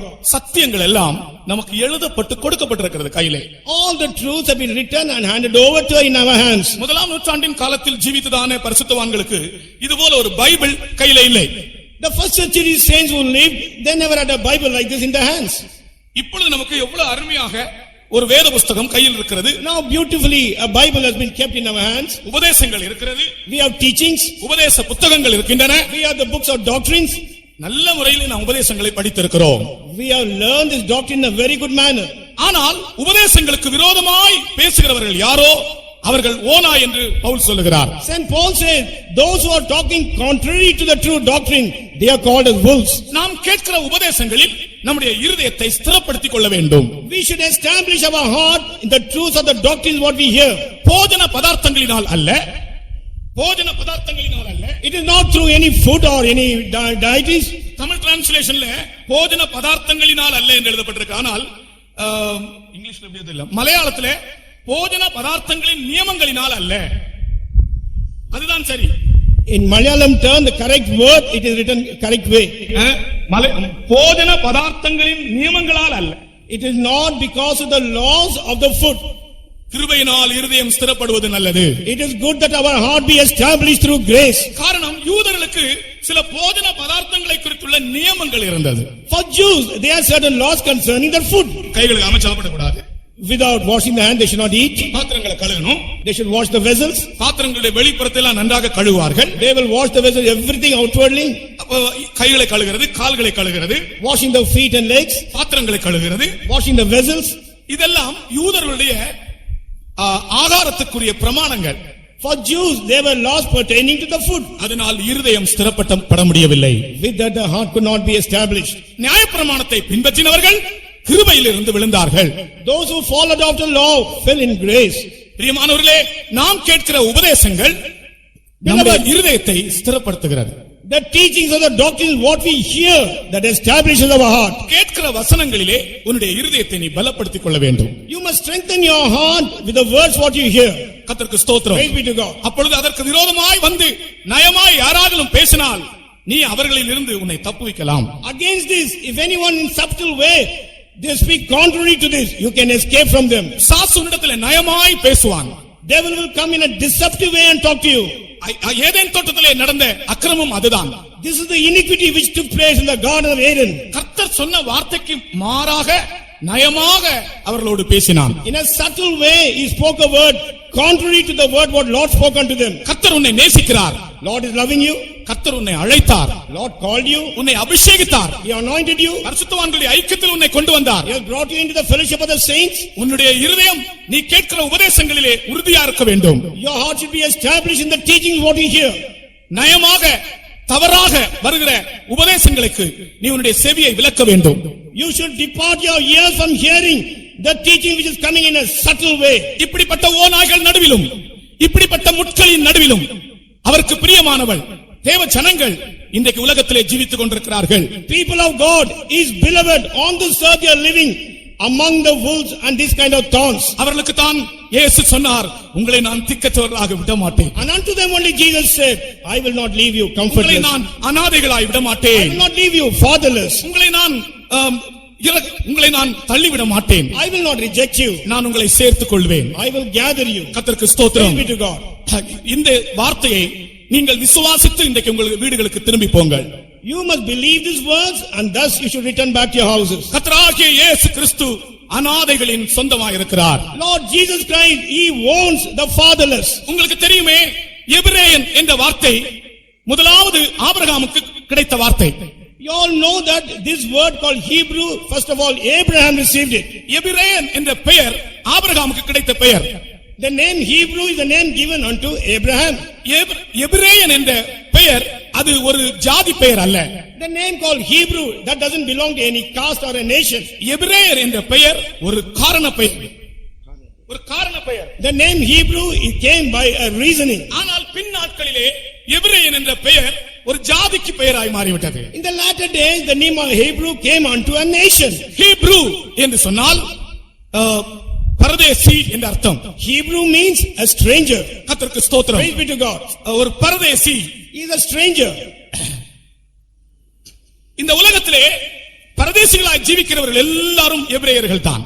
On this earth, all those who live as strangers or pilgrims, they are Hebrews. அவர்களுக்கு கர்த்தர் சொல்லுகிறார், உங்களை நான் திக்கற்றவர்களாய் விடுவேன். To them the Lord says, I will not leave you fatherless. உங்கள் இருதயம் கலங்காதிருப்பதாக. Let not your heart be troubled.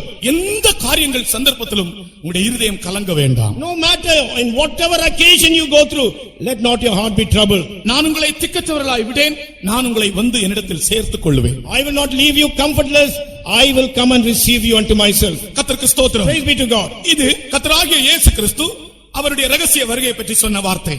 This is the word Lord Jesus Christ spoke about his secret coming.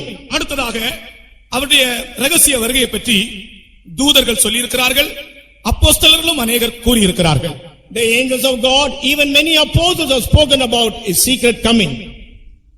நேற்றுக்கு நான் சொன்னேனே, I told yesterday, இயேசு கிறிஸ்து வானத்துக்கு எழுந்தருளி போகும்போது when Jesus Christ went up to heaven, சீஷர்கள் வானத்தை பார்த்துக் கொண்டிருந்தார். the disciples steadfastly looked towards heaven. அப்பொழுது தூதன் இயேசு கிறிஸ்துவினுடைய வருகையை பற்றி அவர்களோடு பேசினான். That time an angel of God spoke about the coming of Jesus unto the disciples. கலிலேயராகிய மனுஷரே என்று சொன்னான். He told the men of Galilee. கலிலேயராகிய மனுஷரே. Oh men of Galilee. ஏன் அந்த இடத்திலே கலிலேயராகிய மனுஷரே என்று சொல்ல வேண்டும்? Why in that place he must say, oh men of Galilee? இதுபோல ஒரு நாள் ஆகார் ஆபிரகாமுடைய வீட்டை விட்டு ஓடும்போது தேவதூதன் ஆகாரை பார்த்து ஆகாரே என்று கூப்பிட்டிருக்கலாம். ஆனால் அவன் கூப்பிடுகிறான் சாராளின் அடிமை பெண்ணாகிய ஆகாரே என்று கூப்பிட்டான். When Agar she ran away from the house of Abraham, angel of God could have addressed her by name Agar, but he says, oh bondwoman or the servant of Sarah. பிரியமானவர்களே, சாராளே ஆகாரே என்று கூப்பிட்டிருக்கலாம். ஆனால் அவன் கூப்பிடுகிறான் சாராளின் அடிமை பெண்ணாகிய ஆகாரே என்று கூப்பிட்டான். He could have told her Agar, but he says bondwoman who is the servant of Sarah. ஏன் அதற்கு ஒரு காரணம் உண்டு. Because there is a reason for that. நீ சாராளின் அடிமையாக இருக்க உனக்கு விருப்பம் இல்லை, அதனால் தான் நீ ஓடுகிறாய். தேவதூதன் கூப்பிடுகிறான் சாராளின் அடிமை பெண்ணாகி ஆகாரே. You don't like இன்னும் அடிமையாக இருக்க வேண்டும். You don't like to be a servant unto Sarah, that's why you are running away from the angel of God says, thou bondwoman who is the servant of Sarah, now you are running away, he says. கலிலேயராகிய மனுஷரே என்று தேவதூதன் கூப்பிடும்போது அதுல ஒரு உள் நோக்கம் உண்டு. When the angel of God says, oh men of Galilee, there is an inner meaning behind it. தூதன் கலிலேயர் என்று சொல்லும்போது when the angel of God says Galilee, இவர்கள் எல்லாரும் தங்களுடைய அழைப்பை பின்னே திருப்பி பார்க்க வேண்டும். all these people once again should look back towards the calling. கர்த்தருக்கு ஸ்தோத்திரம். Praise be to God. இவருடைய இருதயம் கலங்குகிறது. Their hearts are getting troubled. தாங்கள் நம்பி வந்தவர் இப்படி வானத்திலே ஏறி போய்விட்டார். Person whom they trusted, now he rose to heaven. இவரை நம்பி தாய் தகப்பனை விட்டோம், Trusting in him we left our father and mother. இவரை நம்பி வீடு வாசலை விட்டோம், Believing in him we left our houses and other things. இவரை நம்பி எல்லாவற்றையும் வெறுத்து வந்தோம், Believing we forsook everything and came forward. இப்பொழுது இவர் நம்மை விட்டு பரலோகத்துக்கு எழுந்தருளி போகிறாரே. Now he has gone to heaven leaving us. உண்மையாகவே இருதயம் கலங்கத்தானே செய்யும். Definitely the heart will get troubled. வானத்தை அண்ணாந்து பார்க்கிறார்கள், கைவிடப்பட்டவர்கள் போல. As a forsaken people, steadfastly, now they are looking towards heaven. அந்த சந்தர்ப்பத்திலே தூதன் கூப்பிடுகிறான் கலிலேயராகிய மனுஷரே. During that occasion, angel of God tells them, oh men of Galilee. கலிலேயர் என்ற வார்த்தை கேட்கும் போதே இவர்கள் என்ன நிலைமையில் இருந்த கர்த்தர் இவர்களை அழைத்தார், எதற்காக அழைத்தார் என்றெல்லாம் அவருடைய இருதயத்துக்குள் திரும்பி ஒருமுறை அவர் சிந்திக்க ஒரு இடம் உண்டாக்கினான். As soon as they heard the term Galilee, the disciples were able to think on which situation, on what condition Lord called them. They began to think about it. அவர் தூதன் சொல்கிறான் திரும்பவும் அவர் வருவார் என்று. The angel says, again he will come. கர்த்தருக்கு ஸ்தோத்திரம். Praise be to God. அவர்கள் வானத்தையே நோக்கி கொண்டு நின்றார்கள். Steadfastly they were looking towards heaven. நான் நேற்று உங்களுக்கு சொன்னது போல முதலாம் நூற்றாண்டின் சபையும் அவர் இப்பொழுது வந்து விடுவார் என்று சொல்லி அவரையே நோக்கி இருந்தார்கள். As I told you yesterday, the first century believers telling that he will come today, they were only looking towards heaven. இருதயத்திலே வேற எந்த எண்ணமும் இல்லை, வாஞ்சையும் இல்லை, இயேசு இப்பொழுது வருவார், அது ஒரே எண்ணமாய் இருந்தது. There is no other desire or thought in the heart. Only the thought is Jesus will come today, and they were looking towards him. கர்த்தருக்கு ஸ்தோத்திரம். Praise be to God. இது தூதனுடைய வார்த்தை. This is the word of the angel. அடுத்தது யாக்கோபு அப்போஸ்தலன் சொல்கிறார், Next to that, apostle James says, அவருடைய வருகை சீக்கிரமா இருக்கிறபடியால் நீங்கள் உங்கள் இருதயங்களை ஸ்திரப்படுத்துங்க. because his coming is very soon, you establish or make firm your hearts. சமயமில்லாதபடியினால் நான் வசனம் வாசிக்க விரும்பவில்லை. Because there is no time, I don't like to read the verses. யாக்கோபு 5ஆம் அதிகாரத்திலே யாக்கோபு அப்போஸ்தலன் சொல்கிறார், அவருடைய வருகை சீக்கிரமா இருக்கிறபடியால் உங்கள் இருதயங்களை நீங்கள் ஸ்திரப்படுத்துங்க. James 5th chapter, apostle James says, because his coming is very soon, you establish your heart. யாக்கோபு அப்போஸ்தலன் கர்த்தராகிய இயேசு கிறிஸ்துவினுடைய வருகை குறிக்கும்போது இருதயங்களை ஸ்திரப்படுத்துங்கள் என்று எச்சரிக்கிறார். Apostle James, one talking about the coming of Lord Jesus Christ, he wants them that their hearts should be established. நான் முன்னே சொன்னது போலவே மனுஷனுடைய இருதயங்களை ஸ்திரப்படுத்துவது கிருபை, கிருபை, கிருபை. As I told you earlier, the thing which establishes the heart of man is grace and grace. ஒவ்வொரு நாளும் புதிய கிருபைகளை கர்த்தர் நமக்கு தந்து கொண்டே இருக்கிறார், நம்முடைய இருதயங்களை ஸ்திரப்படுத்தும்படியாக. Every day God is granting us new graces in order to establish or make firm the heart. நீங்கள் தீர்மானங்களில் உறுதியாயிருங்கள், உங்களுடைய பிரதிஷ்டைகளில் உறுதியாயிருங்கள், உங்களுடைய இருதயம் வழுகி போக வேண்டாம், கிருபையினாலே உங்களை ஸ்திரப்படுத்திக் கொள்ளுங்கள்.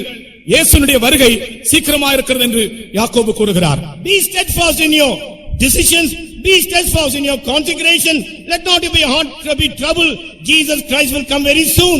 For the heart which is steadfast and established. கர்த்தருக்கு ஸ்தோத்திரம். Praise be to God. பண்ணுகிற தீர்மானங்கள் மரணம் பரியந்தம் கிருபையினாலே நாம் அதிலே நிற்க முடியும் என்று விசுவாசிப்போம். Let us believe the decision what we make, we will be sincere and true to that till our death. ஒரு விசுவாசி சொன்னார், தீர்மானங்கள் செய்கிறேன், ஆனால் ஒரு மாசம் கூட இருக்க முடியவில்லை, திரும்ப அந்த பழைய நிலவரத்தில் தான் வருகிறேன் என்று சொன்னார். One believer told me, I make a decision, but I am not able to keep it for 1 month. Once again, I go back to the same old thing. அவருக்கு ஒரே ஒரு பதில், கிருபை உங்களுடைய இருதயத்தை ஸ்திரப்படுத்துகிறது. Only one answer unto him is that grace will establish or make your heart steadfast. கர்த்தருடைய கிருபை விசுவாசிக்கிறவர்கள் எல்லாரும் ஒரு அல்லேலூயா சொல்லுவோம். Those who believe the grace of God, அல்லேலூயா. நாம் ஜீவிக்கிறது கிருபையினாலே. we are living is only by the grace. அடுத்தது பேதுரு அப்போஸ்தலன் சொல்கிறார், Next to that apostle Peter says, நாங்கள் அவருடைய வருகையை பற்றி மாத்திரமல்ல, அவருடைய வல்லமையை பற்றி உங்களுக்கு அறிவித்தோம். not only about his coming, but we made manifest unto you about his power also. 2 பேதுரு 1 அதிகாரம் 16 வசனம். 2 Peter 1:16. நாங்கள் தந்திரமான கட்டுக்கதைகளை போதும், பைபிள் வாசிக்க வேண்டாம். நீங்கள் அவர்களே எடுத்துக்கொள்ளுங்கள், அவரவர்களே அந்த வசனத்தை எடுத்துக்கொள்ளுங்கள். நாங்கள் கர்த்தருடைய வருகையை பற்றியும் அவருடைய வல்லமையை பற்றியும் உங்களுக்கு அறிவித்தோம். We untold unto you about the coming of the Lord and about his power. அதிலிருந்து நாம் விளங்கிக் கொள்வது என்ன? From that what do we understand? வருகையை பற்றி அறிகிறவர்கள் வல்லமையை பற்றியும் அறிய வேண்டும். Those who understand about his coming, they should know his power also. அவருடைய வருகையிலே பலவீனர்கள் எடுத்துக்கொள்ளப்பட மாட்டார்கள். At his coming, the weak ones will not be caught up. ஆயினால் பலவீனமான ஒரு மனிதனை ஆண்டவருடைய வல்லமை பலப்படுத்துகிறது. Therefore, for a weak man, the power of God strengthens him. என்னை பலப்படுத்துகிற கிறிஸ்துவினாலே எல்லாவற்றையும் செய்ய எனக்கு பலன் உண்டு என்று பவுல் கூறுகிறார். Saint Paul says, I can do everything through Christ who strengtheneth me. சகோதரனே, சகோதரியே, நீ ஒரு பலவீனமான ஆள்தான், ஆனால் கர்த்தருடைய வசனம் சொல்லுகிறது, ஆண்டவர் உன்னை பலவானாக்க முடியும். அவருடைய வருகையிலே பலவீனர்கள் எடுத்துக்கொள்ளப்பட மாட்டார்கள். At his coming, the weak ones will not be caught up. ஆயினால் பலவீனமான ஒரு மனிதனை ஆண்டவருடைய வல்லமை பலப்படுத்துகிறது. Therefore, for a weak man, the power of God strengthens him. என்னை பலப்படுத்துகிற கிறிஸ்துவினாலே எல்லாவற்றையும் செய்ய எனக்கு பலன் உண்டு என்று பவுல் கூறுகிறார். Saint Paul says, I can do everything through Christ who strengtheneth me. சகோதரனே, சகோதரியே, நீ ஒரு பலவீனமான ஆள்தான், ஆனால் கர்த்தருடைய வசனம் சொல்லுகிறது, ஆண்டவர் உன்னை பலவானாக்க முடியும். Brother, sister, you may be a weak person, but the word of God says, the Lord can strengthen you. கர்த்தர் நம்மை பலப்படுத்த வேண்டும் என்றால் நான் இன்றைக்கு ஒரு ஆலோசனை சொல்லுகிறேன். If Lord has to strengthen us means, today I will give you a counsel. நம்முடைய பலவீனம் என்ன என்பதை நாம் நன்கு அறிய வேண்டும். We should know very clearly as to what is our weakness. இந்த நீதிமொழிகளில் ஒரு வசனம் உண்டு, பூமியிலே மகா ஞானம் உள்ளவைகள் 4 உண்டு என்று. In Proverbs there's a verse, there are 4 creatures who have got a great wisdom on this earth. பூமியிலே மகா ஞானம் உள்ளவைகள் 4 உண்டு. On this earth, those who have a great wisdom of 4. அந்த 4னுடைய மகா ஞானம் என்ன தெரியுமா? You know what is the wisdom of those great 4? அந்த 4 பலவீனமான பிராணிகளுடைய ஞானம் என்னவென்றால், தங்களுடைய பலவீனங்களை அவைகள் அறிந்திருந்தன. அதுதான் அதனுடைய ஞானம். You know the great wisdom of the 4 creatures is they have understood, known their weakness. இப்ப ஒரு எறும்பு ராத்திரி எல்லாம் இறை சம்பாதிக்கிறது. An ant throughout the night it goes in search of the prey. ராத்திரி 12 மணி என்று இல்ல, 1 மணி என்று இல்ல, எறும்புக்கு அது வேலை செய்து கொண்டே இருக்கிறது. It is not night 12 o'clock or 1 o'clock, the ant will continue to work. ஓ எறும்பே, எறும்பே, இந்த ராத்திரி என்ன உனக்கு தூக்கம் இல்லையா?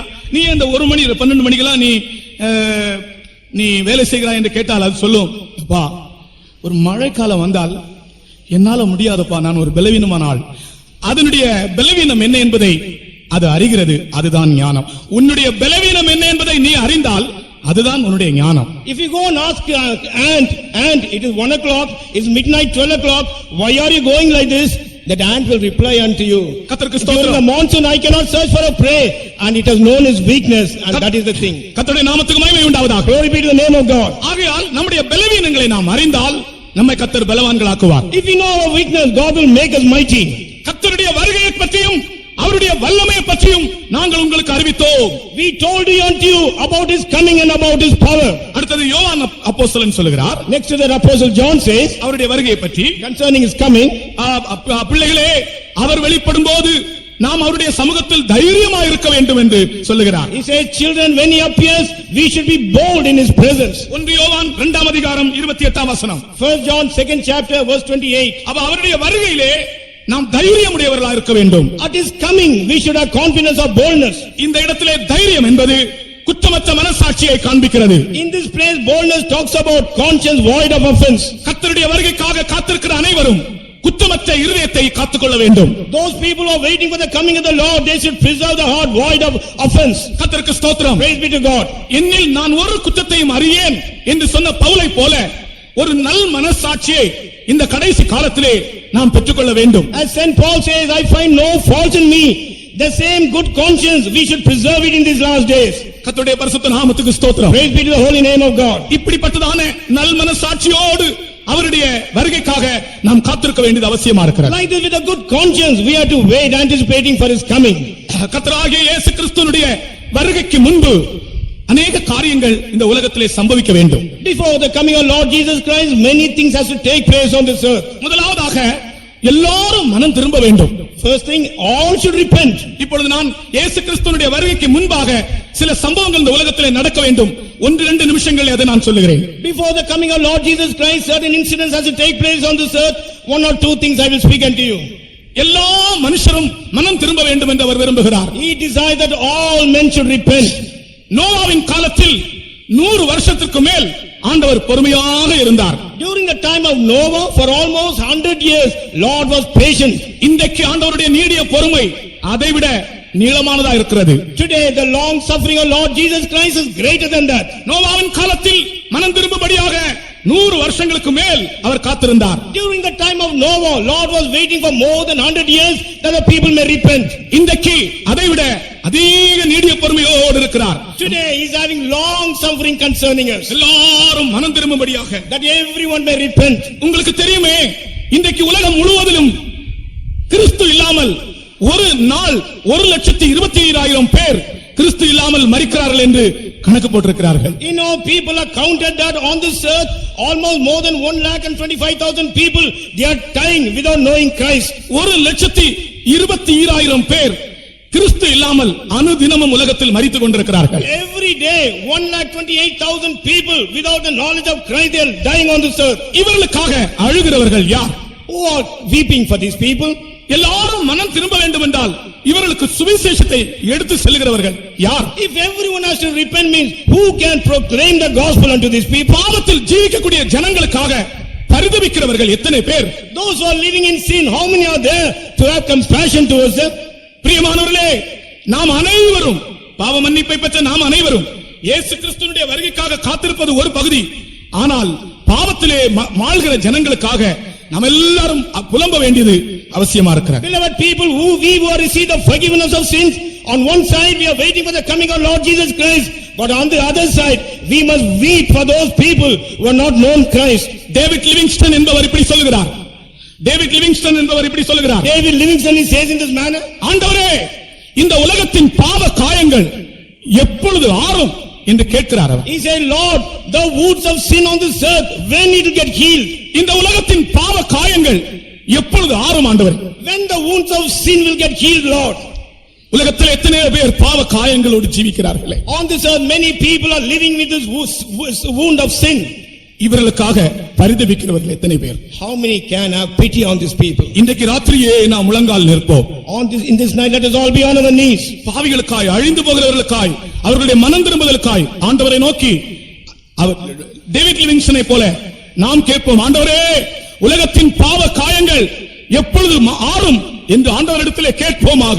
For sinners and for those who are getting destroyed, like David Livingstone, let us also be on our knees and ask the Lord, Lord, when the wound of sin will get healed? எத்தனையோ ஆத்துமாக்கள் மாண்டு போகிறார்களே. So many souls are perishing. அவர்களுக்காக நான் ஜெபிப்பேன் என்று தீர்மானம் செய்வோம். Let us make a decision, Lord, I will pray for them. அழுவேன் என்று தீர்மானம் செய்வோம். Let us make a decision, Lord, I will cry for them. கர்த்தருக்கு ஸ்தோத்திரம். Praise be to God. கர்த்தராகிய இயேசு கிறிஸ்து சீக்கிரம் வரப்போகிறார். Lord Jesus Christ is going to come very soon. இதனுடைய மீதி உள்ள காரியங்களை கர்த்தருக்கு சித்தமானால் நான் நாளைக்கு சொல்லுகிறேன். The rest of the things, if it is the will of God, I will tell you tomorrow. நான் உங்களை திக்கற்றவர்களாய் விடேன். I will not leave you comfortless. நான் உங்களை ஆறுதலற்றவர்களாய் விடேன். I will not leave you fatherless. நான் உங்களை அநாதைகளாய் விடேன். I will not leave you orphans. இந்த வாக்குத்தத்தத்தை நாம் எல்லாரும் விசுவாசித்து திரும்பி போவோமாக. Let us all believe these promises and return back. இயேசு சீக்கிரம் வரப்போகிறார். Jesus is going to come soon. விசுவாசத்தோடு கொஞ்ச நேரம் ஸ்தோத்திரம் பண்ணி பரிசுத்த ஆவியால் நிரம்புங்கள். With faith, let us praise God for some time and get filled in the Holy Spirit. ஆமென். இயேசு சீக்கிரம் வரப்போகிறார். Jesus is going to come soon. இயேசு கிறிஸ்துவினுடைய வருகையை எதிர்நோக்கி இருக்கிற ஜனங்கள் எல்லாரும் ஸ்தோத்திரம் செய்து அவருக்குள்ளே மகிழ்ந்து களி கூறுங்கள். Those who are anticipating coming of Lord Jesus Christ, praise God and rejoice in Him. அல்லேலூயா. ஆமென்.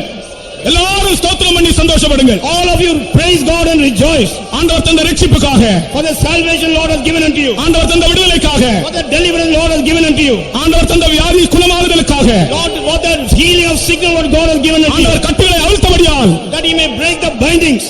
கர்த்தரை எல்லாரும் நன்றியோடு ஸ்தோத்திரம் பண்ணுவோம். With a great gratitude